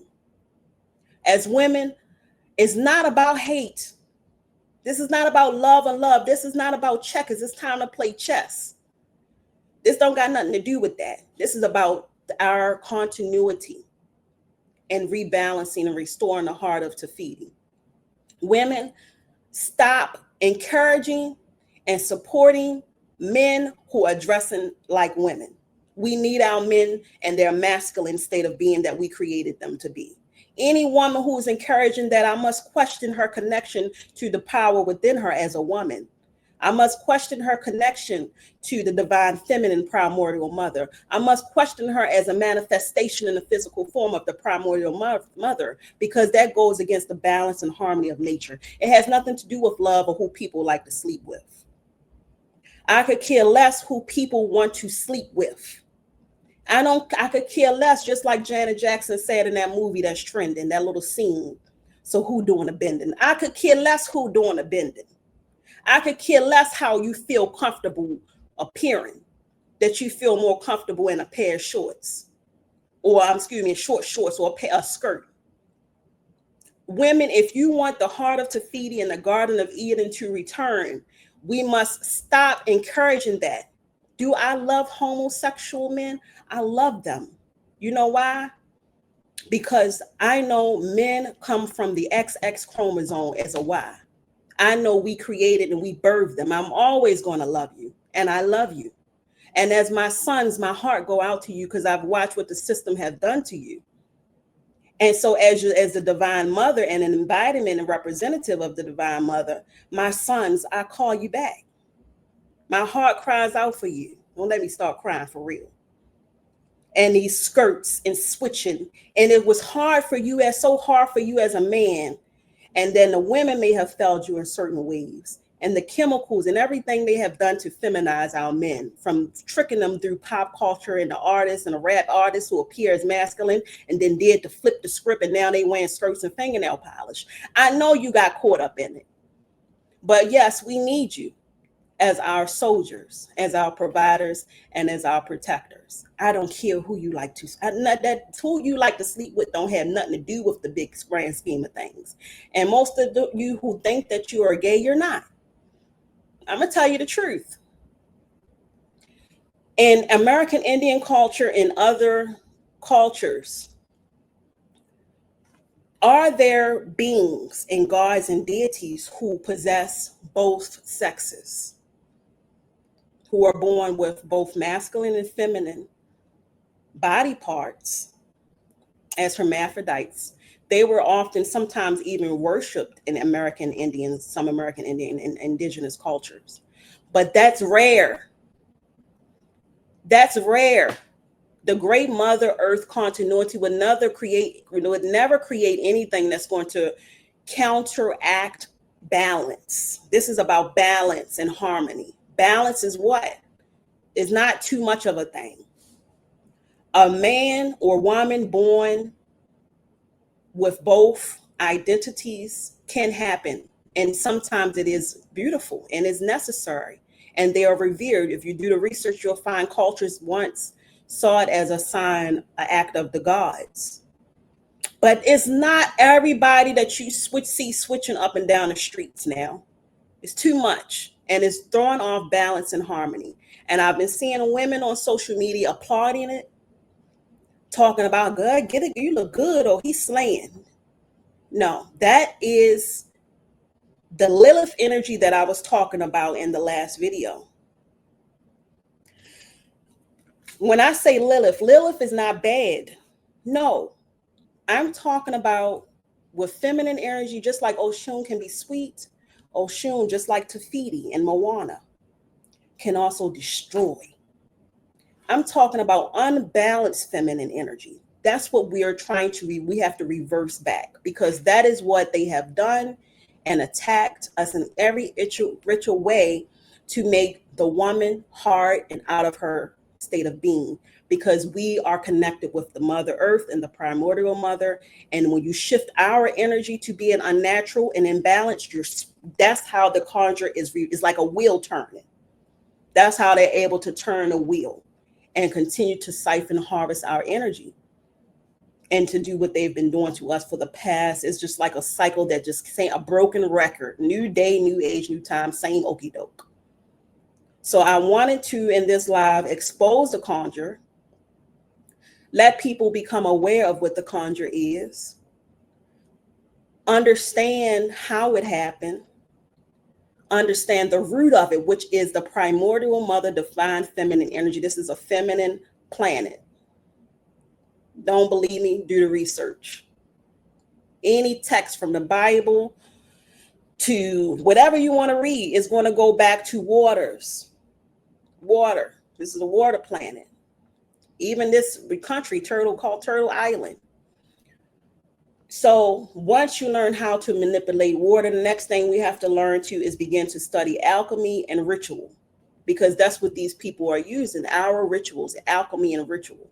They're playing chess while we playing checkers. So if you're having Abo perform, you're doing rituals and you don't understand what's making it work, that's the problem. That's where the power lies. And that's the power that they've figured out, that they've been taken from the Iami, like in the Moana movie. So to tie it all together, this is not about home. We have to stop with the home. Anything that they've done to go against the organic, natural way, reverse it back. Plant your own real food and seeds. Don't support all of our men wearing skirts. I said it, and I'm not talking about hate. In fact, that's hate. Anything that destroys the continuity and natural order of life is pure hate. Sitting back and knowing that our men are being coerced and attacked in many ways that they themselves can't even understand to be the way in which they are and support that's hate. I love my sons. I love men. I love us too much to support anything that I know is inorganic and unnatural and goes against us being in our highest form and state of being. Same thing for women. We have to take our rightful place. We have to stop allowing men who have not done their healing work to siphon our energy as women, to pull from our wombs, our light, hold men accountable who haven't done their healing work. Stop laying up with no good men. Hold them accountable. If every woman woman of color decide to keep their legs closed and don't have sex, watch what happens. Until the men decide to get right, do right, be right, act right, and align with their highest, truest form. It all goes back to the mother, divine feminine energy, and the primordial energies. The primordial mother. So begin to take action. We don't need permission to go back to our tribal way. Why are we asking for permission for people who can't give it? We don't have to go through laws. We don't have to do any of that. Just start doing it. What does that look like? Do it. So I named a lot of the things in a previous video. I said a few things just now. Start doing the inner work and start implementing the change that we seek. We don't have to beg for it. We don't stop. It's not just about learning about it, watching videos about it, talking about it. Don't think because you've watched this video or any other videos, you have a certain amount of knowledge. You've read books that you've done a thing. You haven't done a thing until you've done a thing. And I know it's not easy, but start somewhere. Even if you have a raised garden bed and just 1 square foot of a block, grow your own food.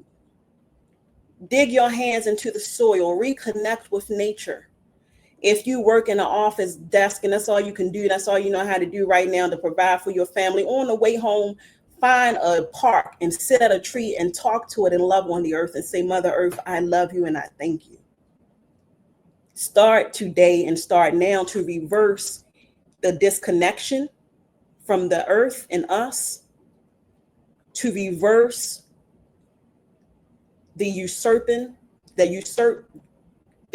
that took place from trying to take the seeds out of fruit so that the seeds cannot be replanted into organic fruit again. How wicked and evil is that?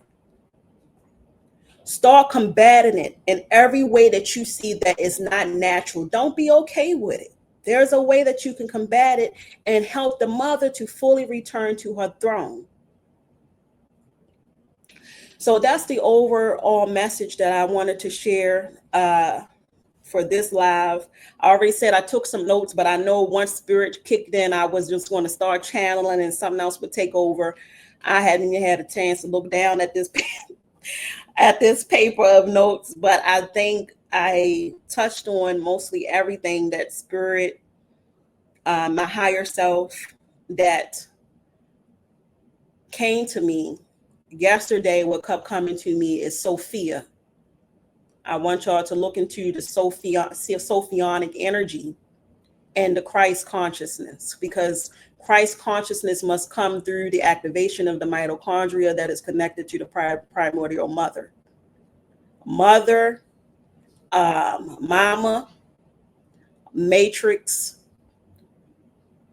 anyone or any man any woman or any man that wants to access Christ consciousness, because that's how we're moving back into our crystalline state of being, hence the changes in the sun, hence the changes in the rises of the water, hence the strange stuff we see going on in the sky.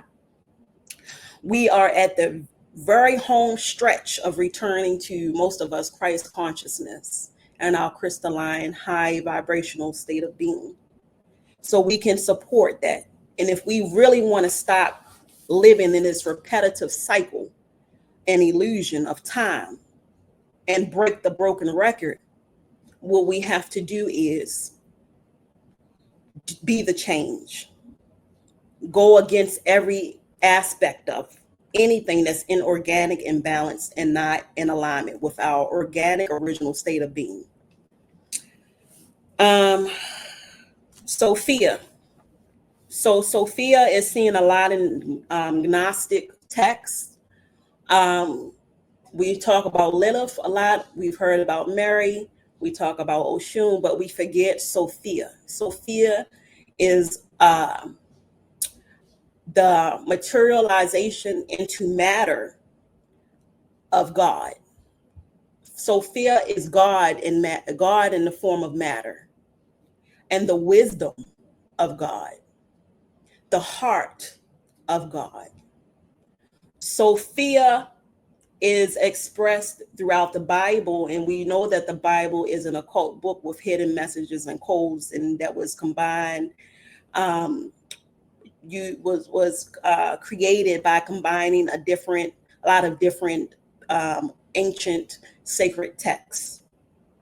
So we still need the Bible. We can reference it to decode the Conjure. So Sophia is referred in the Bible, research it, several times indirectly. Sophionic energy is the energy we need to be in right now. Man, woman, child, female, that we need to honor. That's what came to me to speak on. I kept hearing Sophia last night. Dive into it.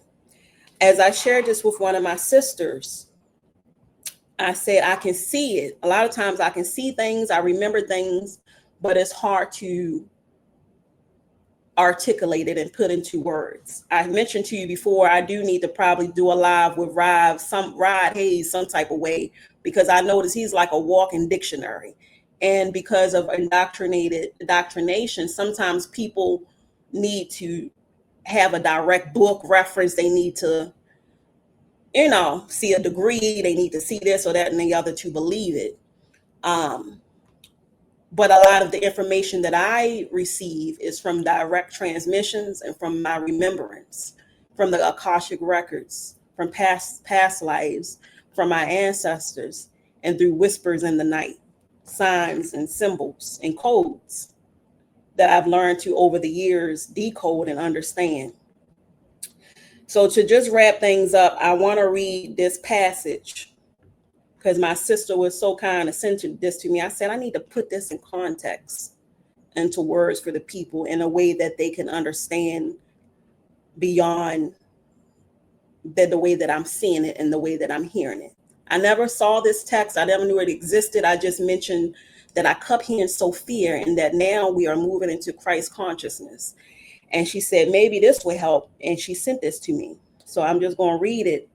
And then I'm going to turn the stage back over to Orisha Gbemi, because I'm just going, because spirit is moving through me.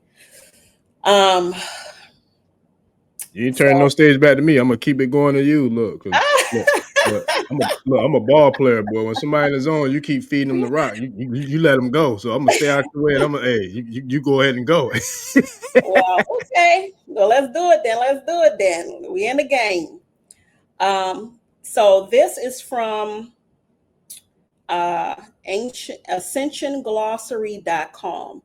AscensionGlossary.com. And is under Sophionic female coding. Sophionic female coding.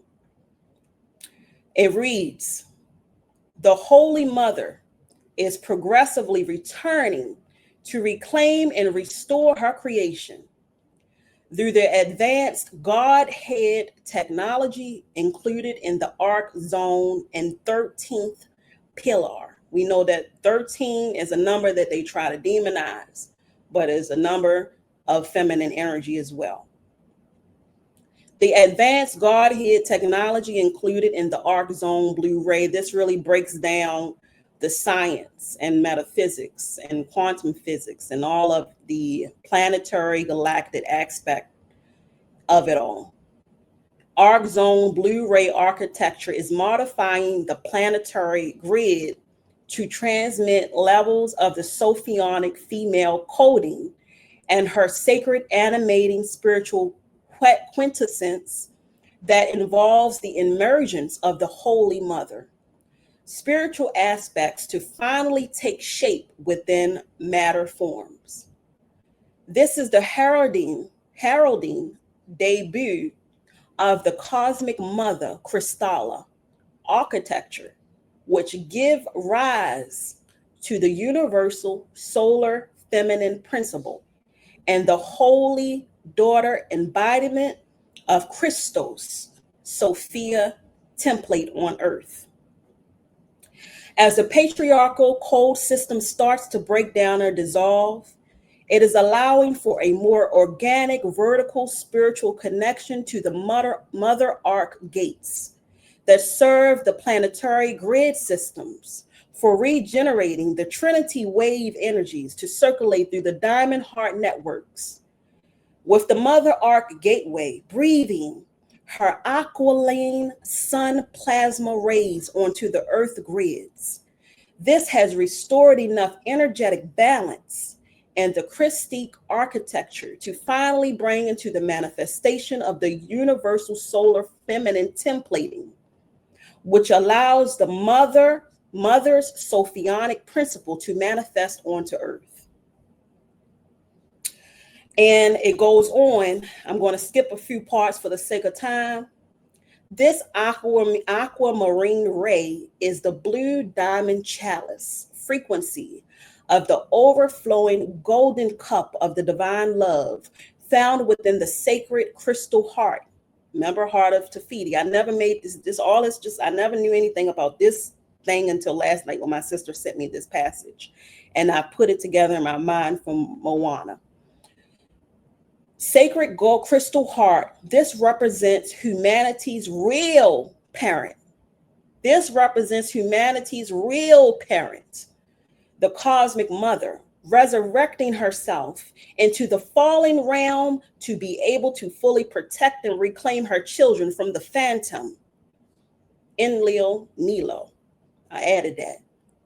She is the aquiline heart, beating to reclaim the vertical spiritual connections that make up the great white lion grid. The feline genetics of the mother's tetramorph pattern that represent the Sophionic wisdom of the Sphinx, the Sphinx, being returned back into wholeness through the knowledge of the divinity. So I just wanted to read that piece. Again, you can find is a lot of information on AscensionGlossary.com. I have no idea who facilitates this site. I don't know where this is coming from.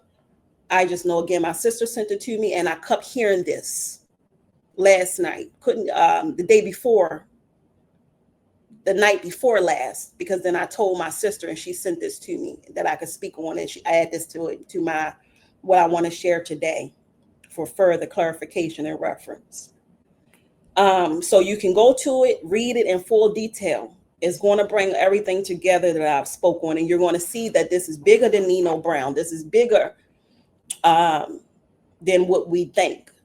This is chess, not checkers. This is about the existence of the planet. This is about the continuity of the planet. This is about our future generations. Stop playing around with trying to look cute and sex and all this other stuff. Our mother principle gently guides us to know the truth that in order to deeply heal,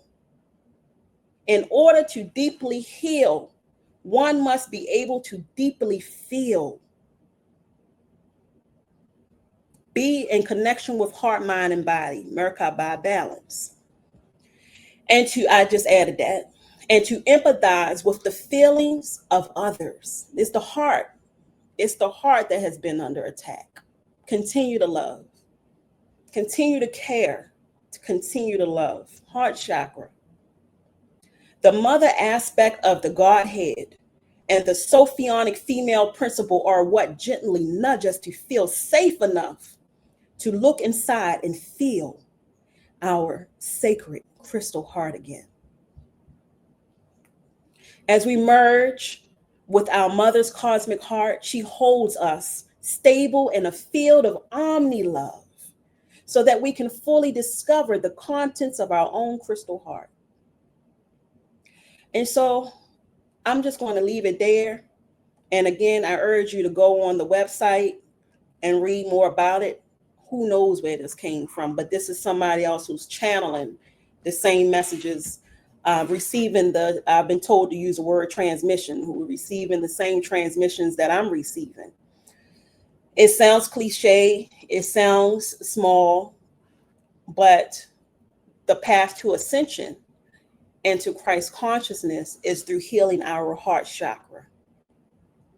Last thing I want to provide you with the tools. Now, I've told you what it is. I've told you how it is. I've told you why it is. Now, this is what you do on top of the things that I've mentioned to reverse the conjure. Work on your heart chakra. Forgive. Face your shadows because they've been using those shadows to control you. Overcome surface level emotions because those are energies and motions that they've been manipulating as well. Overcome hurt, disappointment, pain. Whatever you've been through in life. Shift the energy by tapping into that hurt and that pain and shining light on those shadows. Meditate, sit with the earth, give it to the earth. She has the ability, she has the ability, Mother Earth, Father Earth has the ability to alchemize that energy for us. Dig a hole in the ground. Speak into the earth. Give it, talk to it. Give it whatever you want to pack inside of it. Again, sit with a tree. Tell the tree what you need. I said when we first started, when we were loading up the live, I had told Brother Orisha Gbemi I was going to grab my crystals. So grab you some rose quartz, wear more pink. Pink can go to the masculine side of things, but it's also a part of heart chakra energy. You can wear green. Wear green. Work with green crystals. Wear your copper to heal. Wear silver, which is connecting to lunar energy, feminine energy. Wear more 100% real silver. Sometimes I'll sleep with this, believe it or not, I'll put this big old thing on my heart. I charge it, I put it in the sun, I cleanse it, and I talk to the crystal gemstone which holds memory and is a conduit of energy. Put it on your heart chakra. I have this one here as well. I keep, in my room, I keep different crystals. This is amethyst, which helps, tap into your third eye, all knowing, all seeing. But this, a lot of people now want to pretend to be spiritual and ride the spiritual trend wave. This is not a game. Being spiritual is actively doing the work, the inner work and the outer work. This is not a game anymore. You can't fake it till you make it, because what's going to happen is, as we come back into our Christ consciousness, you see a lot of Christians talking about God is returned. Jesus is coming back. Not the Jesus you think, boo-boo. It's not the white man with blue eyes. I forgot, Gorges, whatever his name is. It's not him. The things that you're seeing, the weather phenomenons that's happening, is talking about the 144 frequencies that's coming back online. When he talk about the 144,000, that's what we're talking about. We're talking about the Christ consciousness. And if you haven't done the inner work, you can wear as many Elekes as you want. You can get as many buy as many titles as you want. You can look as fly with the amount of gold, cars, Maserati, Habarati, whatever you want to ride in as you want. But when the shift fully takes place, you're not going to be able to exist in this reality anymore. You're going to phase out. Some people are even predicting that people will start exploding on the spot. I don't know. Spontaneous combustion. Spontaneous combustion. That part.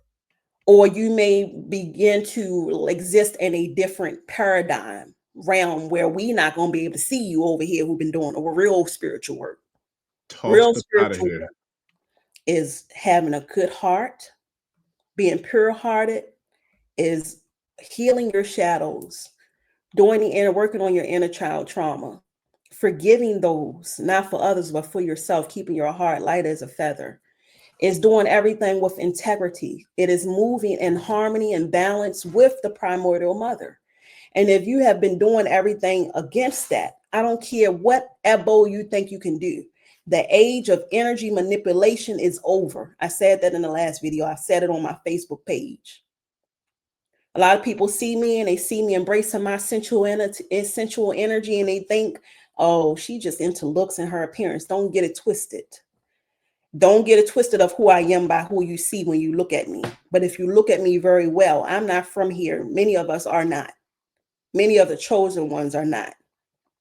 I'm more than what you see when you look at me. And so for those who haven't been doing the work, I'm not going to say too much. We shall see as time go on. But this is the message. Most of us who are in alignment with the primordial mother and doing what we came here to do, wasn't supposed to come back to this planet this go around. I found it out during my initiation. I saw it during my remembrance and different ceremonies, and I've seen my coming to earth and where I came from. I shared that with you before, Orisha Gbemi. And I got the assignment and the place of where I was, and when as a queen, mother, space, realm that I came from of light beings. And I was called to council and they said, come back. We need you to come back. And I looked at them like, what? And even in Nigeria, a bunch, all the people who initiated me, they said, you come from a realm of whiteness. You must always walk with the pure heart. You can never lie. You should never lie. You should never do this. They tell you these things during initiation. And so you want to, again, embrace fully who you are in this life, so know your true identity and your true power. That's why I share that piece of story. And I'm just a messenger. True chosen ones, we understand that we are here to serve. We're not about ego. We're not about money. Take all this shit away. Excuse me, am I able to curse? No, fuck that. Yes, take it all away, because we still gonna be here doing what we do. We gonna still do what we do. I don't care about. Do I like nice things? Yes. Do I value some of the? Of course, we are meant to have gold and luxury and all of it. That's why I was on the earth organically. We was rocking gems and gold for many ages. But is that why what I care about primarily? This is what we have to get back to: the individual for the collective. I'm here for a mission. Each one of us, especially chosen ones, we have a mission.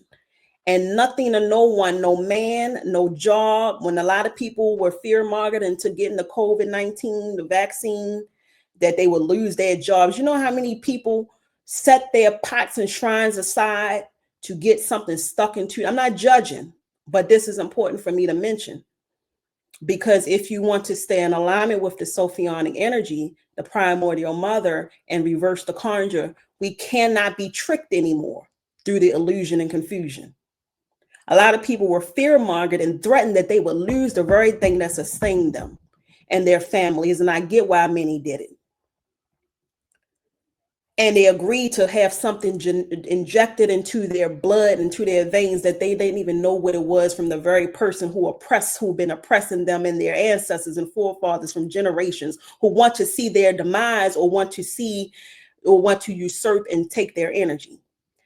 Instead of them going to their pots and their shrines and abo and leaning on Mother Nature and the herbs that Mother Nature provided, they turned and panned their arms over to the very enemy that's been attacking their ancestors and us in many different ways for years. So we can't be tricked and bamboozled anymore. So that's it, brother, I think. Listen. I don't got a whole lot, because look, I ain't trying to convolute and cloudy up the waters, boy. Because look, you dropped a lot of sunshine, boy. A lot of sunshine was dropped today. But you hit so many key, and I mean extremely key points. I'm sitting here taking notes too. Shout out to the tribe. I've seen multiple people there. So I had to go and grab my pen and pad. Look, I stay prepared. What they say, stay ready, so you ain't got to get ready. I stay prepared with my every time I do this, I'm taking notes too. Cause I done share it with the tribe. Look, I'm learning too, man. I give thanks to all the guests, because every time I suit up, man, I'm learning just as well as the audience. So it's like, but you hit so many volatile key points. Even the last point with the jab, the people who took the jab. When you said that, and shout out to OB1111. I don't even know if they, hopefully it's still on, but they had commented that I had said something that they was thinking the same thing. I think they were referencing the Get Out part, but excuse me. When you started speaking about the jab, at the time I was still in corporate America, and I had already committed and decided that if these motherfuckers try to say that we got to take that or else, then I'm going in the line of or else, and I'm going to figure this issue out, because you got me effed up if you think I'm going to let you do anything that I know can jeopardize everything that the great creator in heaven gave me to come to this planet with. So therefore, I'm just going to take that, and I'm going to keep on pushing and keep on fighting the way I've been doing for 45 plus years, because if I'm still here breathing right now, you in for a long day's work if you think I'm just going to fold like a lawn chair and lay down, because you got me effed up. Now, I'm serious though, because that's my mentality. But there's a difference. There's a difference in the line in the sand. You either and when you were saying that, I thought about when I went through that, because a lot of us did. And I'm not judging, and I'm not condemning those who did. You got to do whatever is right for you and yours to support you and yours. But however, I know how to get it out of the mud. And I'm going to get it out of the mud by any means necessary. And I know you are not going to make me do anything that my creator did not sanctify to say that something I'm supposed to do. So yeah, miss me with that. However, it made me think about a lot of things when you were saying that, because also I remember the last, if not the last time, one of the last times that I had Baba Small on, and he went in. It was phenomenal, man, because he shared so much knowledge and information about his personal spiritual journey that I've never heard him share anywhere else. And I've watched a lot of his videos. I never heard him share that kind of insight like he did here. And at the end of it, he boiled it down to leaving it at the very end saying, so my school of thought is freedom or death, period. And we started the show. I gave honor and homage, you know what I'm saying, pour libations to those freedom fighters who to me signify everything that matters when it comes to freedom or death, which is those on the island of Haiti that started on August 21st, 1791. And so I'm commemorating once again on the way out that same level of love, respect, admiration, and appreciation of those who came before, who have the same mentality as you and I.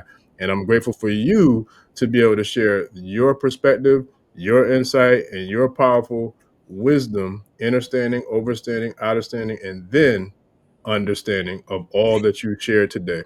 Because I could have said that a million times and it wouldn't have resonated the way you know what I'm saying, said it in the way it resonated. So for that, I am truly grateful.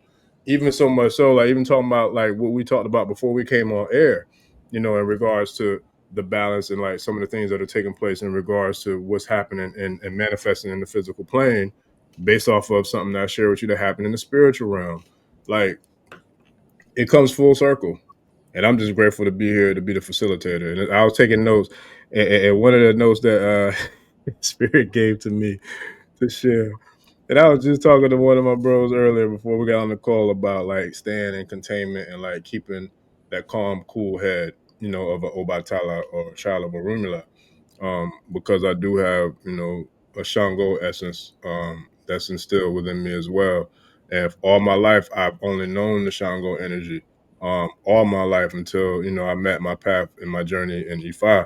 And then Obatala and Orunmila came and took over. And so I'm grateful for that because they've taught me patience. They've taught me, you know, peace. They've taught me serenity. They've taught me how to go within and not choose violence and choose destruction first. And I feel like in true spirit form, my whole entire journey and process in life has been similar to what the title is, which is reversing the conjure. I wouldn't say that my Shango energy was ever anything that was a conjure. However, I had no problem conjuring that energy to fuck shit up if I have to, because I came here to do that. I will fuck some shit up. That's what I'll do. But that necessarily wasn't the right thing to do. And there's a difference because sometimes in life you do gotta fuck shit up. That's the But balance sometimes with the Obatala people. To get that peace, you got to destroy and fuck some shit up. so I'm just giving thanks for real, like to spirit and to the divine, you know, the divine alignment with how this all came together. And I'm truly grateful because that's one thing that I shared on the conversation right before we came on is about how grateful I am about Obatala instilling that peace and serenity and that patience, you know, within me, because he put the white into my red, and that's why I get where my path is at now. You know what I mean? So people, like you were saying earlier, I can't remember exactly what it was, but you was talking about, I think, one of the movies and how much like was in that picture or in that movie that was like layered, you know what I'm saying? Like in metaphysics and layered, and you know, and that's what this channel is. I say it humbly, but it's truly layered in a lot of metaphysics and a lot, and I mean a lot of messages are layered upon this channel. Even so much looking at the doggone cover photo of white and red, that's layered. You know what I'm saying? I don't get into it, but it's layered. The colors Yeah. of the mothers, that's layered. Like this is, you know, but I say all that to say that only the mothers could do and say and come in here and make the impact that you made, and I'm grateful for that. And that's what I'm grateful for more than anything else, is like my relationship with the mothers. I've always had a great relationship with the mothers and the feminine energy because I know who and what I am, and I know who sent me. You know, I know what I came here for. So I come to do what I came here to do, and I give thanks, man, for me, the tribe, and everybody who's been, you know, active in the comments, man. This has been a monumental moment. It's been like phenomenal. The first one was dope. I ain't gonna lie. I think you might have I think you might have. I think you might have ran a lap on the first one with this one, because this one was even doper, I think. But that's just my opinion. But I think the tribe is agreeing too, man. So with I'm just, that, I am a servant, but what I am serving is my higher. I serve others as it is my mission to serve my higher self and my reason for being here. So I must only share. And before even if I have my own YouTube channel, so family, I do have, when I first got on the public platform of speaking, on my YouTube channel, Rise into Your Power, Ifaremi with Chief Ifaremi Olosun. And even on my social media, I'm on Instagram at ifaremi.olosun. And I started a TikTok. If you notice, I really haven't done much on my own channel. I just kind of play around on Instagram and post myself. doing sensual movements, embracing my feminine energy, because I intentionally do things to stay soft. And I'm, people are still visually driven. So that's a part of my mission in leading with Oshun as one of my Orisha. If you didn't catch the last episode, I am initiated into Ifa, Oshun, Obatala, and Egbe. I am also a metaphysician and self-proclaimed metaphysician, as I have studied metaphysics for 15 years. I'm a natural born seer. I have visions, dreams, and I'm able to interpret them. That has been passed down from generation to generation from my bloodline. My grandmother had prophetic dreams and visions. Her grandmother, from her stories, had the same. My maternal line, 7 generations, is out of Chura, South Carolina, the Chura tribe. Outside of that, I have, what's the word, international DNA, because we were all over this land before Columbo or anybody. We were organic people of the land. So my ancestors were already nothing new under the sun, as I said in the last video, already intermixing. That's like we do now. That's like when I would go to Nigeria and see Nigerian men, or when men travel here, they come together and they connect and they reproduce. We did it before. We were caught up in a time loop cycle, different time playing out, and the possibility of playing out in different ways. So I have international DNA.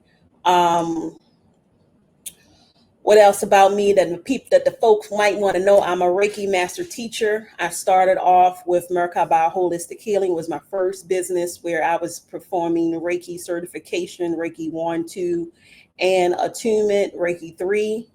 I'm I guess what you would call a light worker. I'm able to move and heal through light energy, because that's the gift from which the realm that I came from, the celestial realm that I came from.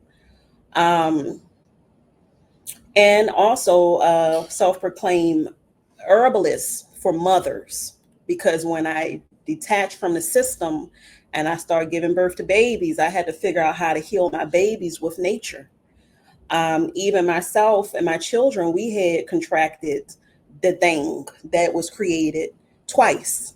And I healed myself and my children, even as I was in and out of it a lot of time with herbs. So I had to learn how to do that. So I share all of these knowledge and wisdoms with people who are guided to me for me to work with. I do have a website, ifaremi.com, where I facilitate IFA consultations to see into what we may not be able to see with the physical eye, whatever's going on with a person spiritually. I will be teaming up also with Orisha Gbemi and doing more of the spiritual work, reversing the Conjure, healing intergenerational trauma, and all the stuff that they've been doing to us here on this land. Because I've been traveling to Nigeria since 2011 or so, twice a year, facilitating initiations, and eyes is tired of going over there every time for the past. And it's a lot. It's a lot for a female leader to go over there by myself in a patriarchal community of spiritualists who see a pretty or attractive African American woman and maybe some other benefits.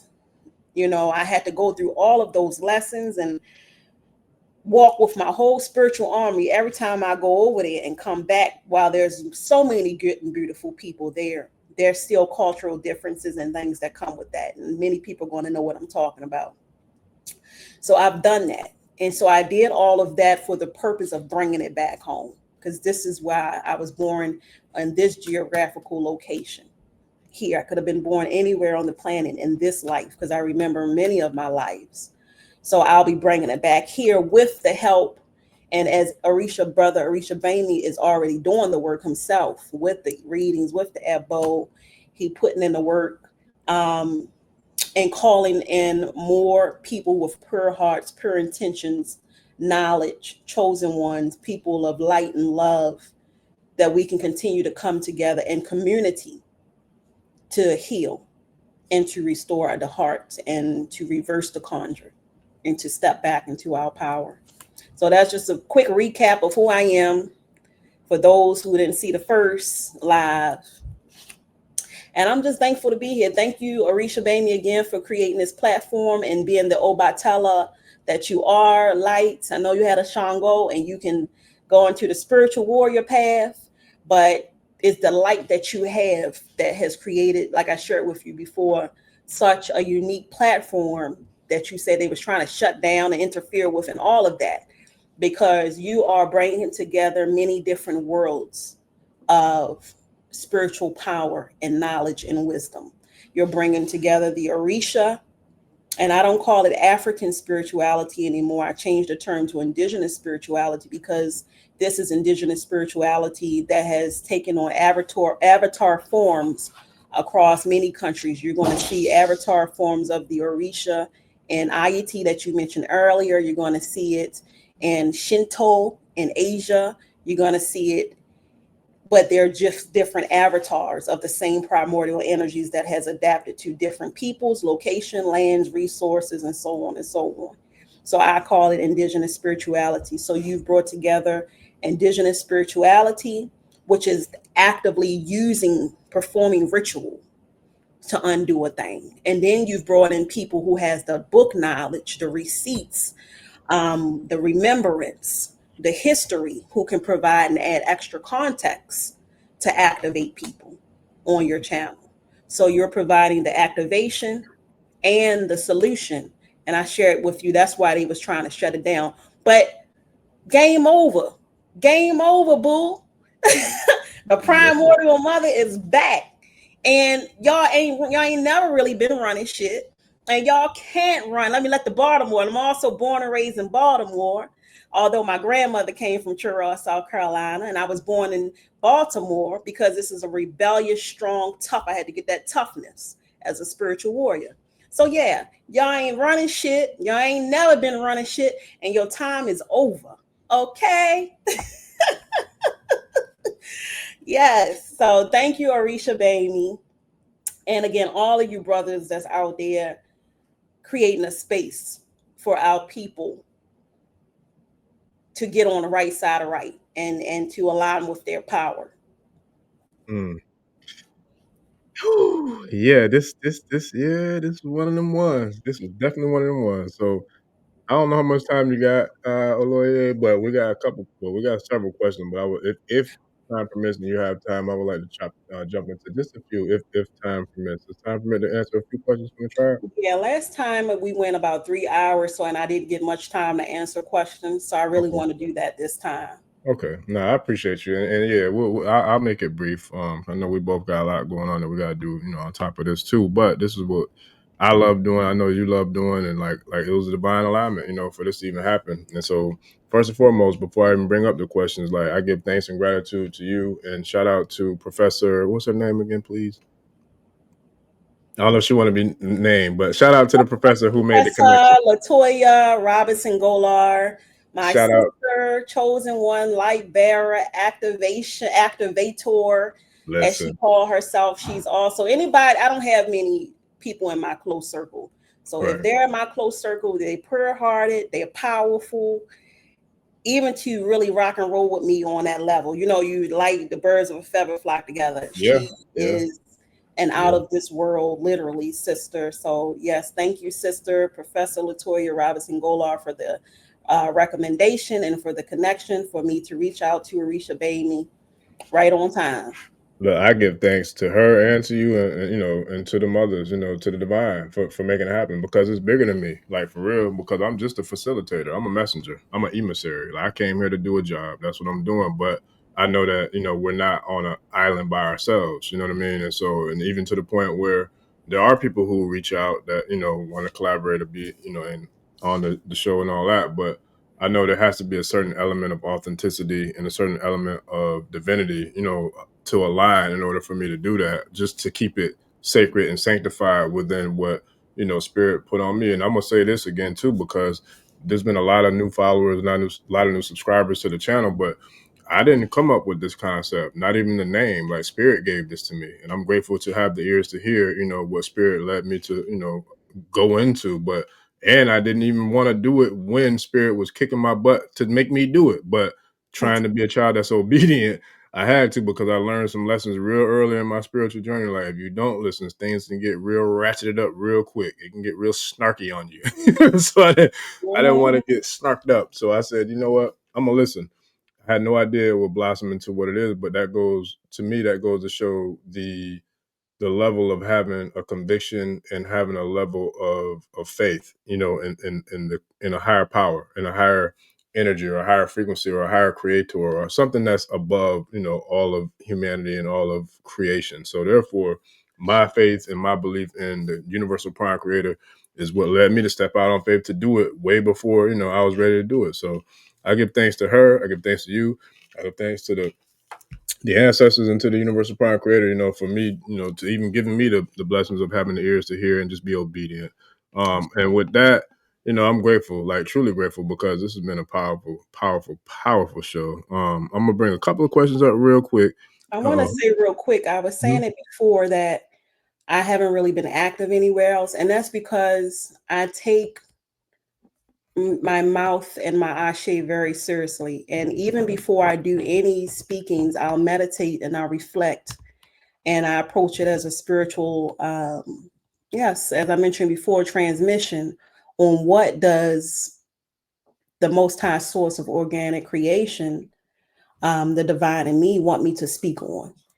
And so if I don't have a something meaningful to talk about, I know a lot of people are more interested in content, but I'm more interested in quality. And I love that you bring a lot of quality information on your channel.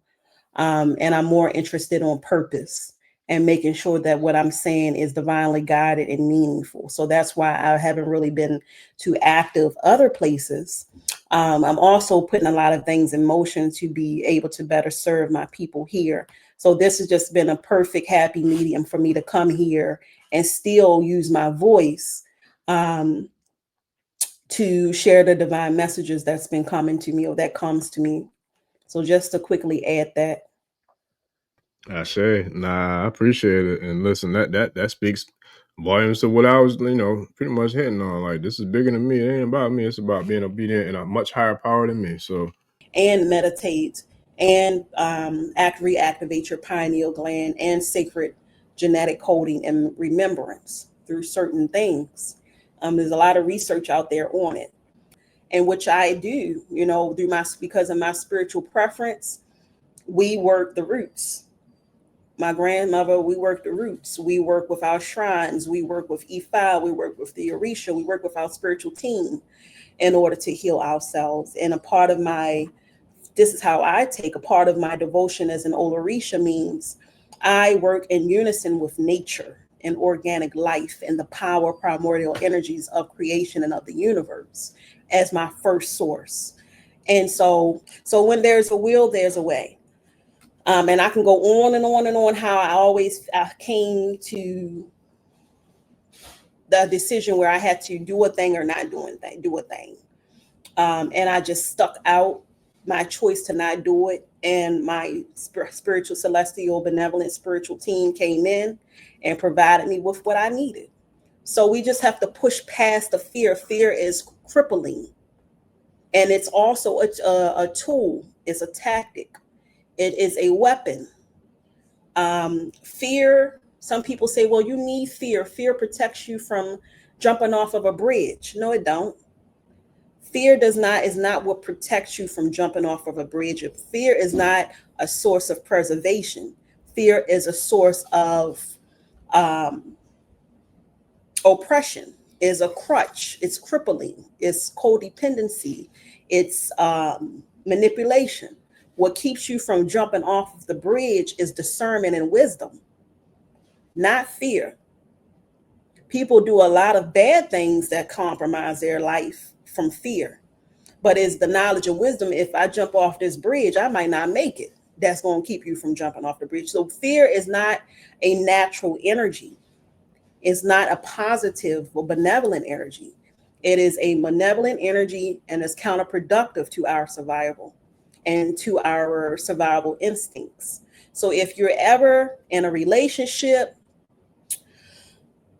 faced with opposition or choice, whatever it is, if you're basing your decision off of, if any of it is rooted in fear from a past experience, from past hurt, or they might hurt me again, this might happen again, I might lose my job, I may not be able to feed my family, that's not your higher self speaking. That is a lower vibrational entity frequency that is inorganic and unnatural to us. I don't care. And that's just my personal, I done lived it again and again and again. So we don't want to make important decisions from based off energy and motion. It's temporary. We want to lean to our higher self and knowledge and wisdom, and that's Sophionic energy. Yeah, I love it. So I'm out here. Yeah. I'm out here like I'm trying to draw up some assignments, not really assignments, but requests for the tribe. So this was on my spirit before this episode, but I'm gonna share it now. I don't know how far of a hip hop head you are, but I'm still a hip hop head. Although I know the culture was infiltrated and hijacked by some parasitical forces, but I don't f them people and parasites. But I ain't gonna lie though, like this came to my spirit for real on some real ish. But I was thinking, I don't know if it was yesterday or a couple of days ago, but I was like, you know what? I was like, yo, I like, man, Chief Ifaremi, that like she like the Foxy Brown of the tribe, bro. Like I just was thinking like all I could think about, seriously though, I swear to God, I got the firm. I want to play it, but I know they be getting strikes. But tribe, listen, I challenge all of y'all, listen to the album The Firm Fiasco, the first song. Like that's all I could think about. I'm Yeah, like, I yo, gotta go she back got and listen to it. yeah, I like she bringing that Foxy Brown like feminine presence like to the tribe. And I just thought about the firm because Nas still doing what Nas do. Like he been Yeah, out since like I 90s, love Nas. early He 90s, was mid really 90s good. with Yeah. Illmatic. Mm-hmm. But that firm album was dope. And I just recall 200 Fallen Angels, We Ballin' from Every Angle, Tabernacle. Like, man, AZ, they went in on that. So I was just like, yo, you bring the firm, like Foxy Brown firm element to the tribe, man, to the channel, for real, for real. So it's Thank you like, for that. because it's beautiful, it's elegant, but it's like, it'll still fuck you up. Like, don't get it twisted. Like, I'm just being real. I promise, I don't sugarcoat nothing. Like, I'm being real. Like, that's why I'm like, yo, she brings that element to the tribe for real, because it's magical, and I'm grateful, man. I love it, like for real, like so. Yeah, Firm Fiasco tribe. Listen to the Firm Fiasco song. 200 Fallen Angels, We Ballin' from Every Angle, Tabernacle, Elohim coming at you. Y'all know the song if y'all if y'all know it, Okay. I but gotta go that's back what I and listen feel like to it. that I got energy. rusty.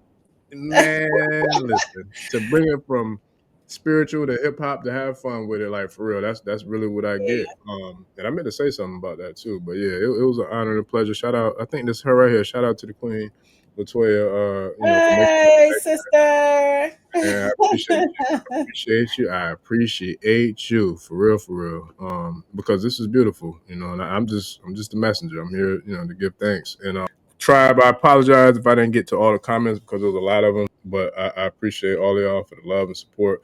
And there was one other thing that I wanted to share before we get out of here is collaboration over competition.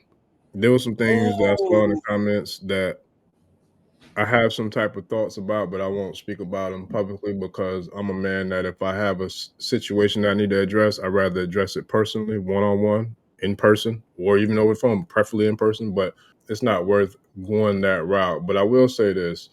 There are some people who I do feel like ego is still a problem. I feel like their agenda is bigger than the unification of the mission for the universal, cause. And I'm one of the ones where I'm gonna speak on it because I don't see y'all. I'm not into. I don't give for real. Like I'm gonna go back to Obatala. So, but I'll leave it there. But holla at me. Like I leave my socials, my emails, and all that. If it's an issue, holla at me. But for I real, was just saying because that earlier. It's funny I literally had a 3-hour conversation saying what you just said, that everyone is saying, well, we have a community. We have Oloye as a community. And I said, we'll break down what community means. Commune, being able to come together and commune, communing with higher self, or commune when you have communion. And then unity. So I said, if you're not able to come together and commune on a higher plane for a higher purpose, to come in communion. And unity is not just for, yourself. That's talking about a collective, for the greater good, for the collective. So I was saying, if you're not doing what's best for the greater good, you don't have a community. You have a fragmented system. You have a fragmented system that's a broken system, not a community group of people that's together, where there's going to be something missing somewhere.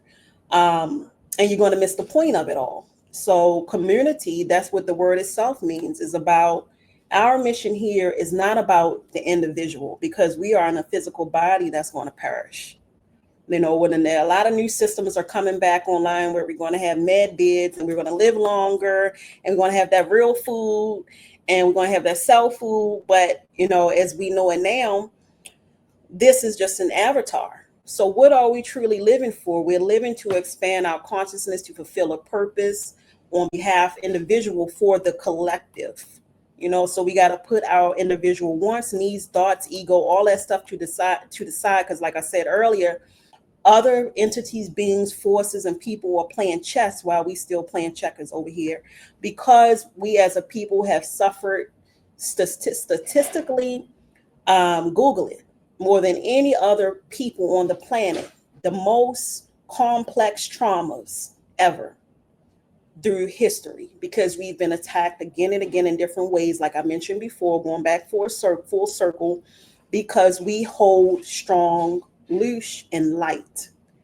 And so we have to work through those complex traumas so that we can come together. We have to work through it, heal it, do the inner work, the child work, the shadow work, all the works. And I'm not talking about, I keep saying we, because you notice I don't use a lot of I talk. This is we. And I'm not looking down on nobody, because I'm very candid. If you go back to my page, my own YouTube, I have to tell my story. I don't care if it makes me look a certain type of way. Whoever wants to judge me, go ahead. This is going back to the real Christ and the sacrificial lamb and the carrying the cross, not the biblical Christian thing that I'm talking about. Chosen ones, we've been through a lot, and we're tired. We have had to carry certain proverbial, metaphysical, if you will, crosses. And one of them is pushing our own surface level carnal wants and needs to the side for a higher, greatest purpose. We have to hold a certain level of light individually for the collective. So we've been the ones holding that light, holding that space to keep us anchored and grounded, so that we weren't completely overthrown and taken over by the Conjure. And in doing that, we have to sacrifice a lot. And again, I'm not judging. My story is on my Instagram. I talk about how I was born and raised in Baltimore. I talk about how I grew up around, drug addiction, the 90s crack epidemic. I talk about my own family history of different traumas. I talk about my own challenging journey into initiation. I talked about how I was married to a Nigerian Babalawo. I share, all my clients know everything about my story, because it's not about who cares to take what I share and judge me. It's about those who's going to take what I share and be able to find strength from it. Those who take what I share and be able to be inspired by it. Those who hear what I share, who's going to be activated by it.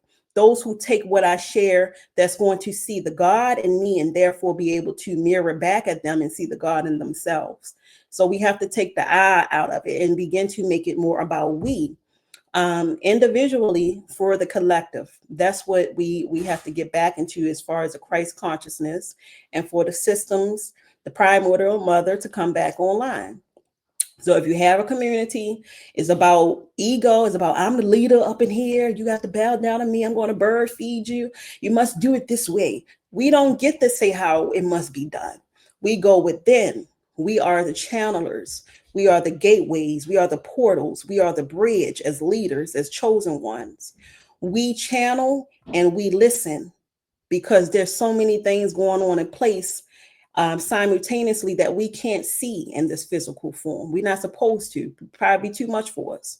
So we hold the space, we channel, we listen, and we do as we are being guided to do by the divine higher self, our Ipori, the most high organic source of creation. So that's what we have to get back to. Not I'm the king, I'm the this, I'm this, I have this title, I have this status, bow down to me, do this, must do it this way. We have to be flexible. We have to be like the way of water. We have to be able to shape. We have to be able to move. We have to be flowy. We have to be able to evolve and adapt as times are changing. And that requires a certain amount of taking a bite out of humble pie. One thing I didn't share that I wanted to speak on is in us coming together, we have to stop the whole battle that's taking place with the Pan-African community, the conscious community, the Orisha community, and these different communities. That's And another episode. That's a whole nother episode. That's a whole. That's where my little rant was about to take me. That's where that energy. I'm glad that I was able to kind of get off of that wave. But that's where I was surfing. Ashe, fuck you. I said USA. I was surfing down those waves. But that's where I wanted to go because that's the part.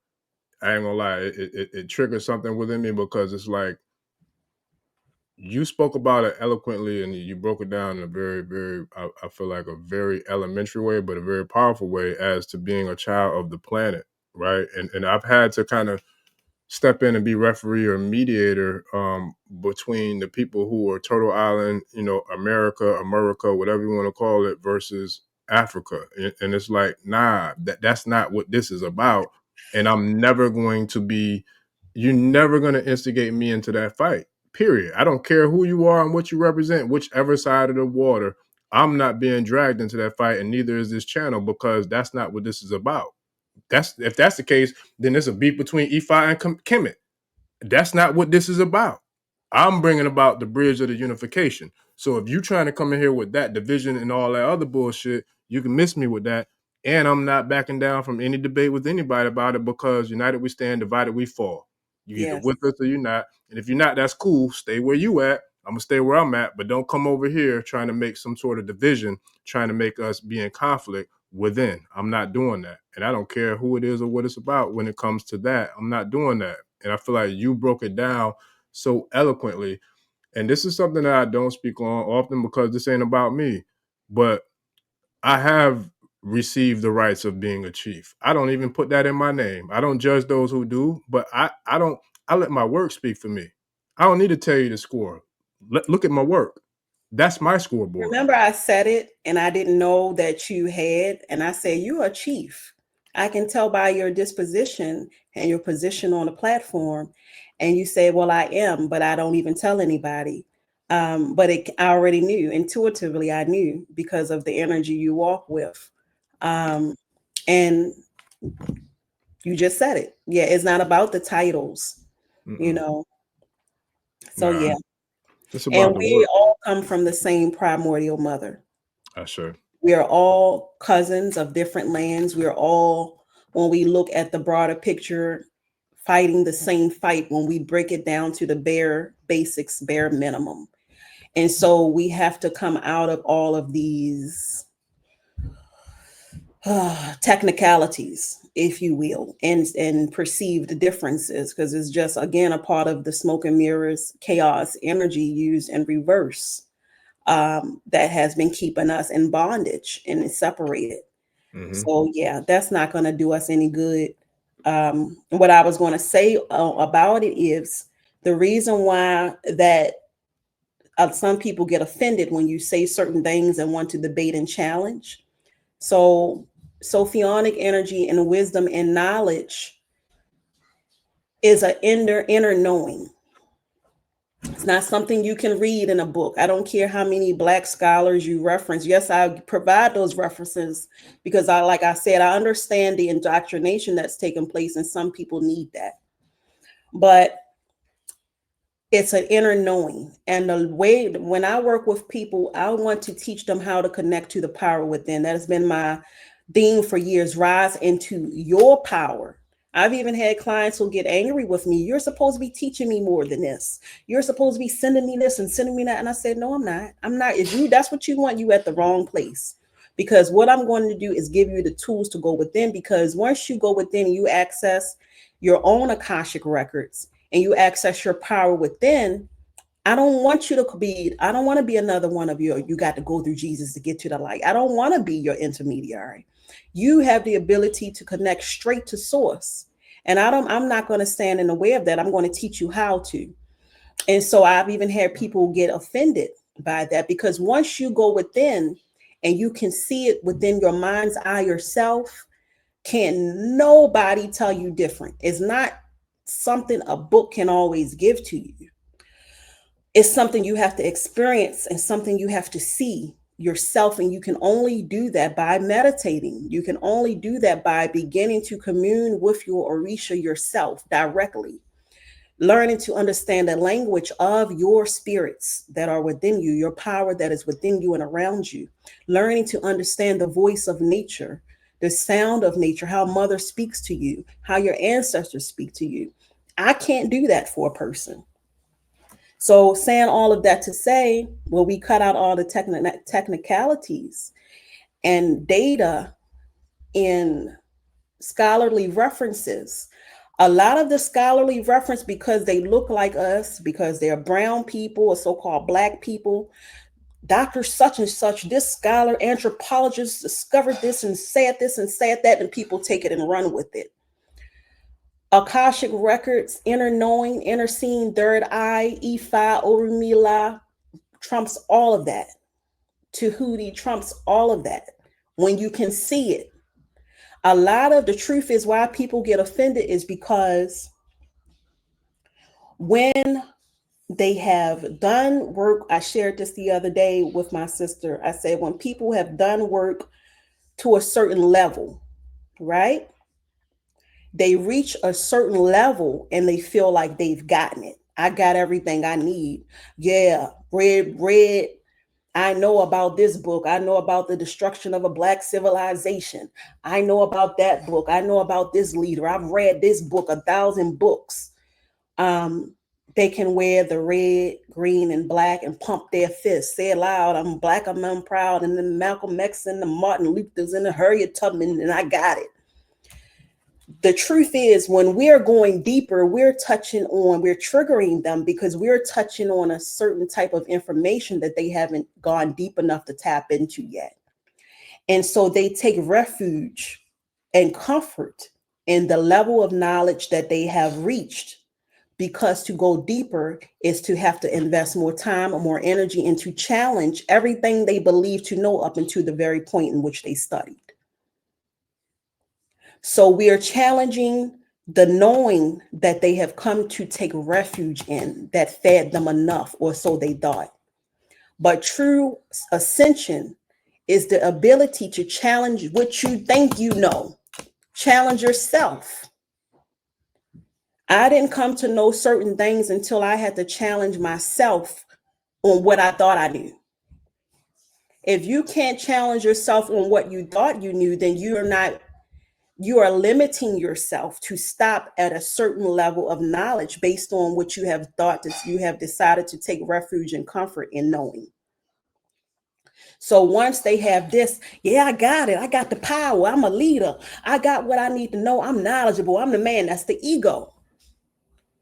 That's the ego. The heart, Sophionic energy, the mitochondria, the Akashic records, the all-knowing, all-seeing know that we can, knowledge and learning is a lifelong journey.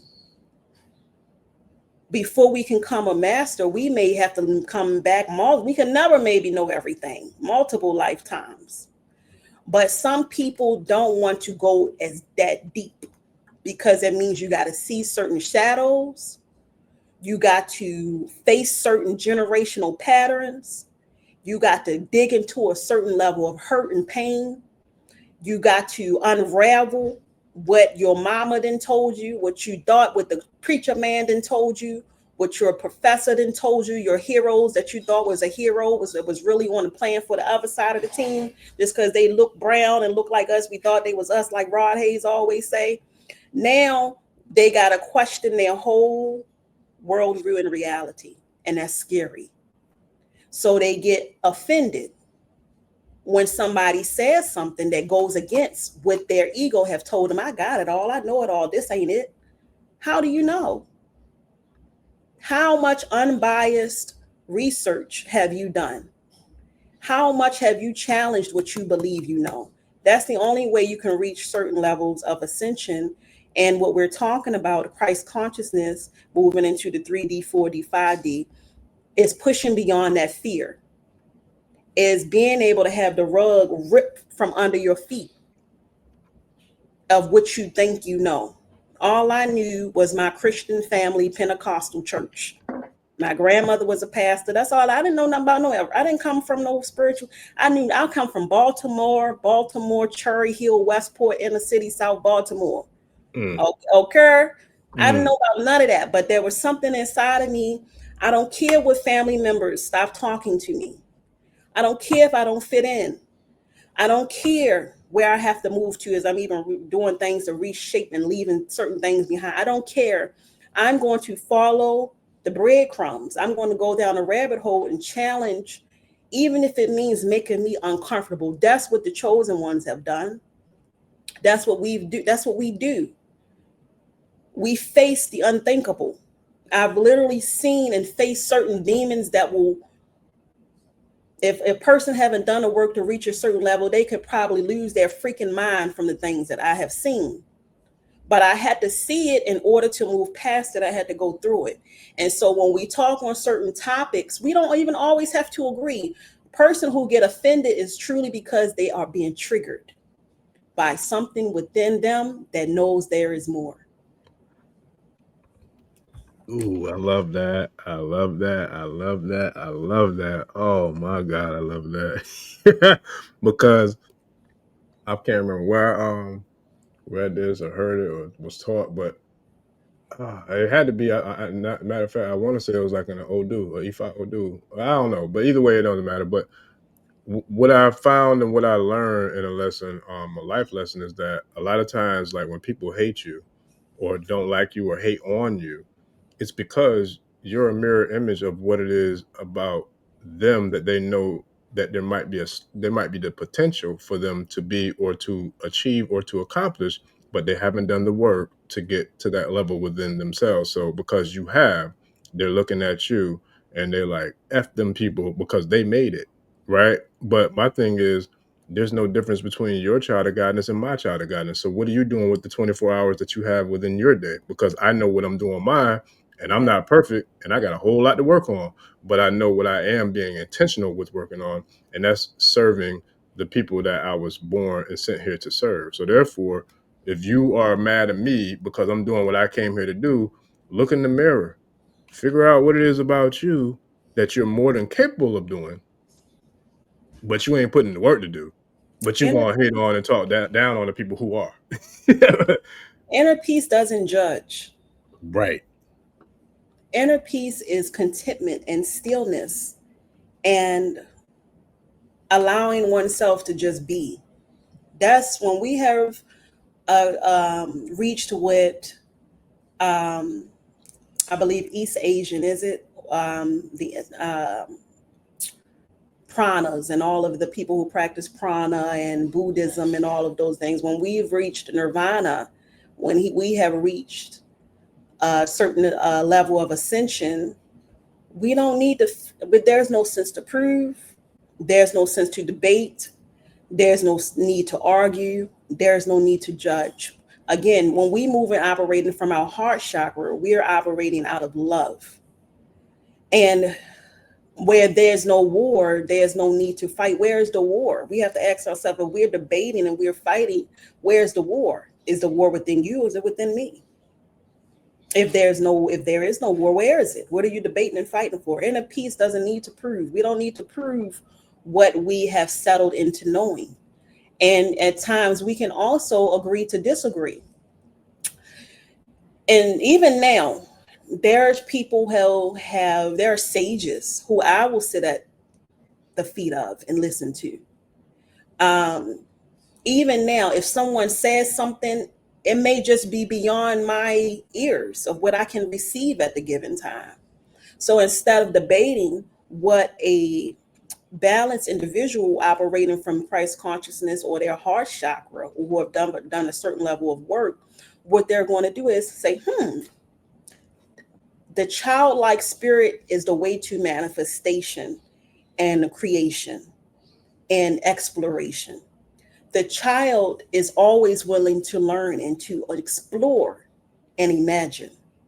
So anyone who has blocked off that connection is telling you that they are limited, they have restricted themselves, and somewhere there has been a block instilled in them. I use that, somewhere there has been a block instilled in them, because our inherent nature is childlike, exploration, and imagination.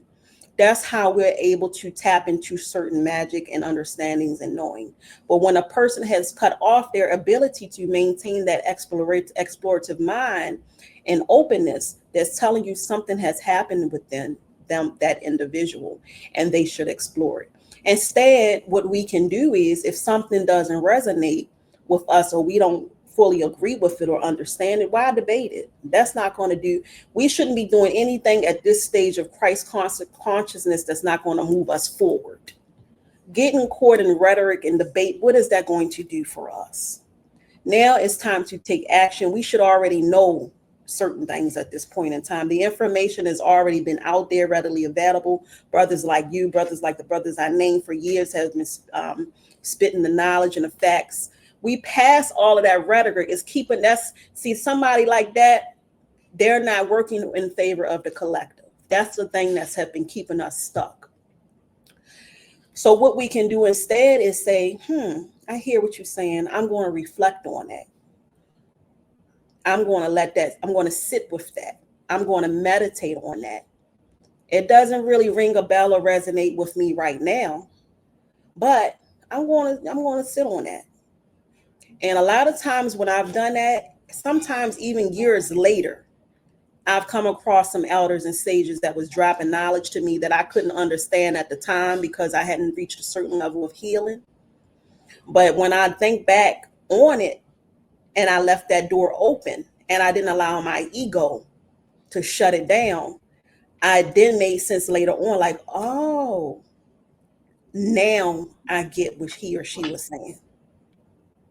You see what I'm saying? Mm-hmm. So we don't have to agree. We can agree to disagree temporarily, but debating and challenging is something that's anything that's upsetting you or triggering you is within you.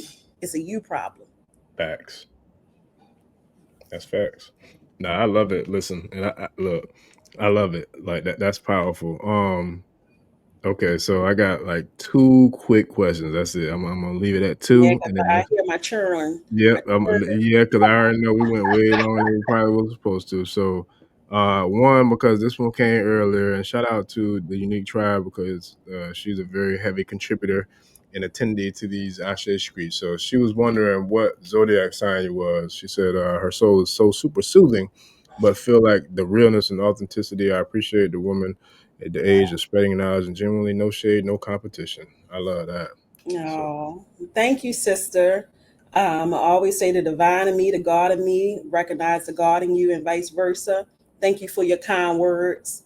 Thank you for seeing me. A lot of times people like me don't get seen for a lot of surface level reasons. So thank you for seeing my heart and my true nature. I'm not bragging. I'm not boasting. I literally went through hell and high water to get to the point and place of where I am now. I'm very, again, candid about my story. Thank you for seeing me. My zodiac sign is, I have Gemini rising. I think it's Gemini rising, Gemini sun, and a Libra moon. But when you get deeper into my charts, it's very gets interesting. But those are my main zodiac signs. A lot of air. So with Gemini energy, you know it's Mercury, you know it's Eshu, choice and making wise choices and decisions.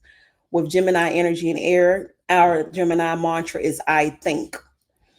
So we are born through certain zodiac signs, which really tells us what did you call celestial body we were close to when we were born, or that our what zodiac we were close to when we were born, what our celestial, wherever we come from. So some people say they come from Sirius. Some people say they're Palladian, Sirius B, whatever.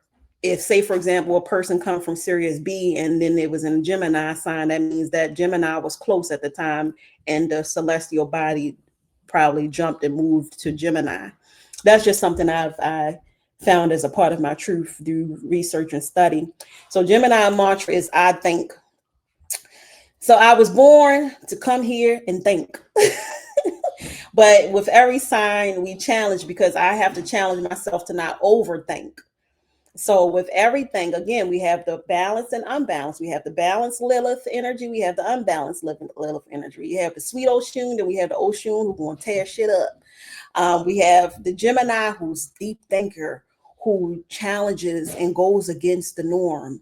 The Gemini who's going to figure some shit out, who thinks out of the box, who is captivating. And then you have the Gemini who the twin takes over too much and who's the overthinker. And yeah, so I had to learn to balance it. So that's the work that I've done through the years. And those are my zodiac signs. And I'm very old. I'm old. I told in earlier before I wasn't even supposed to be back here because my job was well done. My mission was complete in a spiritual realm, and I had to come back. So I have a lot of ancestral energy too, and light and love. I've been through. So if you knew what I've been through, you'll be looking at me, girl, how are you sitting up there talking about some love and still open to love? But that's the energy that I was born with and born to embody. And no matter what, like I said, they can't change it. They're not going to put me into Tafiti mode.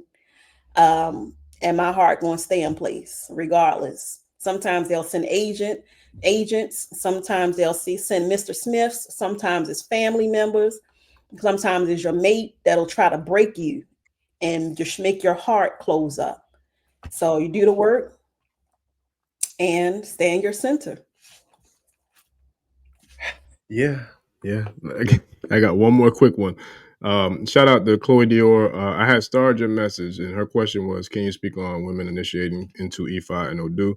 We're having a private community call on Saturday, Chloe. I set the link in the comments to the Patreon community. We do have a free tier, so you're more than welcome to join that one. And I'll definitely be sharing a link to everybody on all tiers of the Patreon community for us to get further into that, amongst a few other things that I wanted to chop it up with y'all about. So for that question, if you want to join us on Saturday, I'd definitely be more than happy to get into that one with you. And then one more, it's the last one because I said two. So fair use asked the question. This was way earlier in the show, but I believe this question was in regards to what is the remedy to reversing the conjure.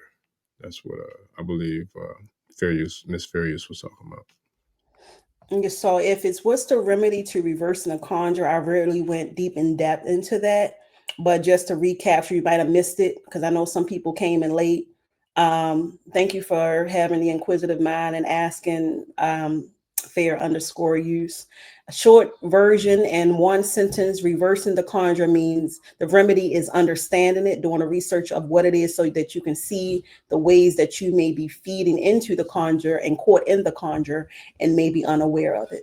So first do the research and understand what it is and how it is, and then do the opposite of it. And the opposite of it, in essence, is embracing the organic indigenous original way in which we were created, the organic original way in which all life was birthed, and the original organic way in which all life existed. Plant life, as far as how our foods, our fruit, our life structure, our connection to nature. And that is through understanding Sophionic energy and the primordial mother, and supporting the matriarchal return to the throne. So that's the synopsis.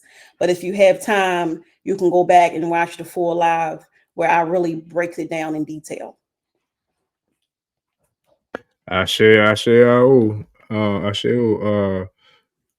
Isaac 9 said, but isn't the Zodiac another trap? That's a whole nother show, bro. Like, that's a whole nother. That matter of fact, that might even be a series because it's so much that goes into that. But I wanted to make sure that I didn't like skip past that comment because that is a major one. I think a lot of people might not necessarily know where you're going with that, brother. But I think it's brother, but I definitely do. I know what you mean. Yeah, I do too.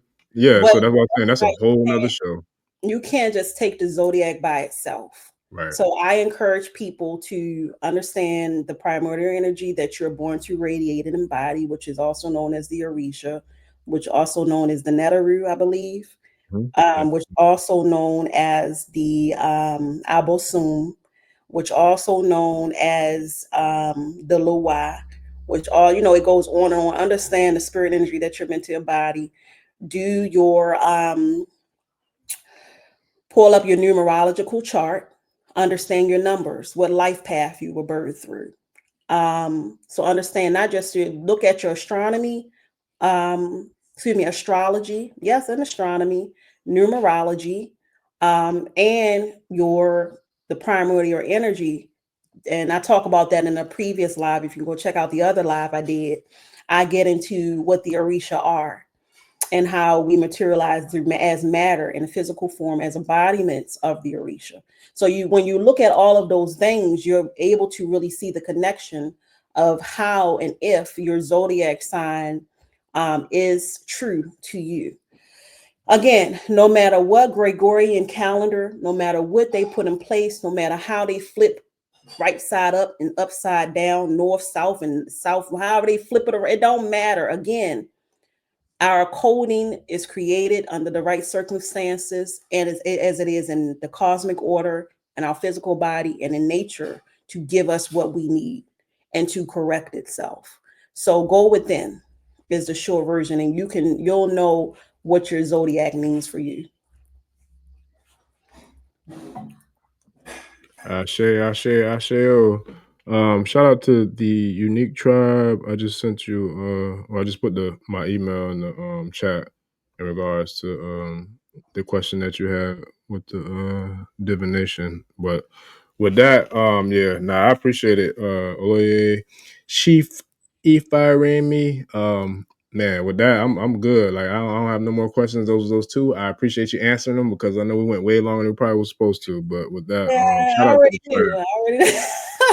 Shout out to the tribe, man. Get comfortable. Even today, I say, you know what? I'm not going to do much today. I'm just going to relax and make sure I get my sleep in because I need to be able to channel these messages. And I already know it might be like 2-3 hours. And I already done bribed my churn. Like, come on, churn, y'all be quiet, churn. So I can get this out on behalf of the Most High. So I'm thankful for everybody who's present. If you were present on the live, there's no coincidence. You're here for a reason. You received this message for a reason. If anything I said touched you, resonated with your spirit, or even if it didn't, challenge yourself to challenge me.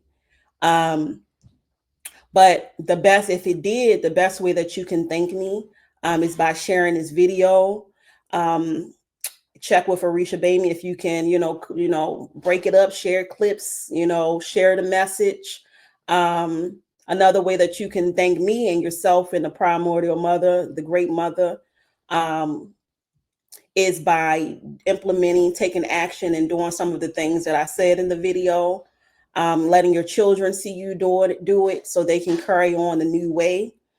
So those are ways that you can show your appreciation for me. I don't really ask for, I see brother Orisha Gbemi posted my Cash App. I sure did because listen, donations go on the last live, but Spirit was like, I don't really do it for that. You don't have to do anything. Those are really the best way. Monetary helps, yes, because it is time and it's energy, and we still in this physical reality where we got responsibilities. But even if you send something, which I greatly appreciate, which usually is going to go to my mission, because that's what I'm here for. Everything I do is about my mission. Do the other things that I mentioned. Share the video, share the channel, share the message, and take action. Thank you, Harmonious Balance. Right back at you. You're with your name. I would think. I don't know if you're a sister or not, but I'm just going to say right back at you, love. That's a sister, and she's a blessed sister too, because she was on a live stream last week and won both of the prizes. Man, we gave away Professor Kaba. I bought a few copies, several copies actually, of his documentary that I wanted to raffle off to the tribe just to give away on me. And she messed around and won the doggone his prize that he was auctioning off, that I was auctioning off via him through the raffle, and then I was auctioning off 2 free copies of my book Star Seeds, and she won that too. I'm like, boy, look, she got that sauce, boy. She got that oracle, the oracle in the Matrix got doggone intuition, man, with guessing the numbers, man. For real. So yeah, I definitely know that's a sister. But yeah, man, I appreciate y'all. Shout out to Obi 1111. I love you too, brother or sister. I can't tell, and please don't take it personal. I'm just because it's hard for me to like look at the pictures and all that, and keep up with the comments. But I definitely love you too, family, for sure. And yeah, it's nothing but love, and shout out to the whole tribe, man. So I appreciate all of y'all, and thanks to you, Chief Ifaremi Olosun. You're So welcome. All thanks to the Most High, all thanks to the primordial mother, to my Ori, to my Orisha, to my ancestors, Iba, to all the benevolent celestial energies who shield me, protect me, inspire me, give me transmissions, fortify me. Thank you, Iba. I pay homage to the spirit energies that keep me. Celestial benevolent spirit energies who empower me and who keep me. I say, and with that tribe, look, I'm not going no further. But I give thanks, and shout out to everybody. Like I said, always, and forever. Shout out to the new subscribers. Shout out to the new listeners. Shout out to the new Patreon family. Shout out to the YouTube channel family and community. And shout out to the watchers, the shadow watchers who are not subscribed, because I think, and I give thanks to all 18,000 plus who are subscribed. I do. I truly do appreciate every Subscribe, y'all. single Y'all one gotta of you. subscribe. Stop what you're doing right now and Yeah. subscribe. Hit the like Yeah. button. Hit the Yeah, share. because it's like 80% of the people that's not subscribed. It's well over 100,000 that be watching. But yeah, it's cool. I appreciate y'all too. But just hit the button. Boop. It don't hurt. It don't cost nothing. Just hit the button. But either way it go, I still appreciate y'all too. That's right. Yep. So with that, I give thanks, man. And so yeah, I look forward to doing it again. Chief, and gratitude, gratitude and honor to the mothers, to the feminine energy, and all that you brought to us, man. I give thanks from the bottom of my heart, to you and everybody else who was involved with this episode, man. Nothing but love and appreciation, family. And tribe, I appreciate all y'all. We'll be back soon. I'm not exactly sure what day yet, but I'll be posting it in the comments or in the channel, when we do have the next show locked in as far as the live stream. And the Patreon community, I think I'm going to go ahead and go with Saturday, because tomorrow is probably too short a notice. So Saturday, I'm thinking maybe 7, 8, we'll do the private community call on Patreon as well. But yeah, I appreciate y'all, family. Do you have anything you want to leave with the tribe on the way out? Yeah. Just peace, love, elevation, ascension, Christ consciousness, return of the throne, primordial mother, Sophionic energy, elevation, community, collectiveness, togetherness, sustainability, no more codependency. Together we rise, and like Brother Orisha Gbemi says, if we ain't together and rising together, we might have stand a chance of falling. My love, sharing love and light and wisdom to all. Infinite blessings to everybody, willing and speaking all E-Ray, elevation, ascension, shielding protection over this channel, shielding protection over me and Orisha Gbemi and the work that we are doing, protection over us, mind, body, soul, and spirit, and all of the chosen ones who still walk the planet. Ashe.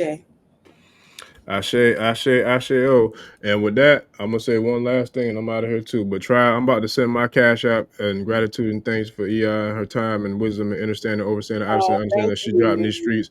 And you know, and I can't make nobody do anything, but I encourage, you know, if you do appreciate the channel and you appreciate, you know, the ashe that the guests bring, man, you know, if you have it, you know, if you don't have it, you know, still send some sort of gratitude to her channel. Subscribe to her YouTube, subscribe to her link tree, because I shared those links as well. So even just showing, you know, love by just sending a message of gratitude, that means a lot. So with that, family, I'll definitely be sending my gratitude and appreciation to her, and I give my gratitude to y'all as thanks and appreciation. And so with that, please like, share, and subscribe, and we'll see y'all in the next episode, fam. We out. Peace. Odabo. Odabo. Ẹni tó gbàgbé ilé sàpò ìyàpọ̀ tẹ́ǹtì ẹni takísà ní tàtàn ò bá padà sílé anítìjàkọ ẹja lọ pé eégún mo sí ẹni gbẹ́rẹ́ ìpàkọ́. Forsake not your ancestors and praise your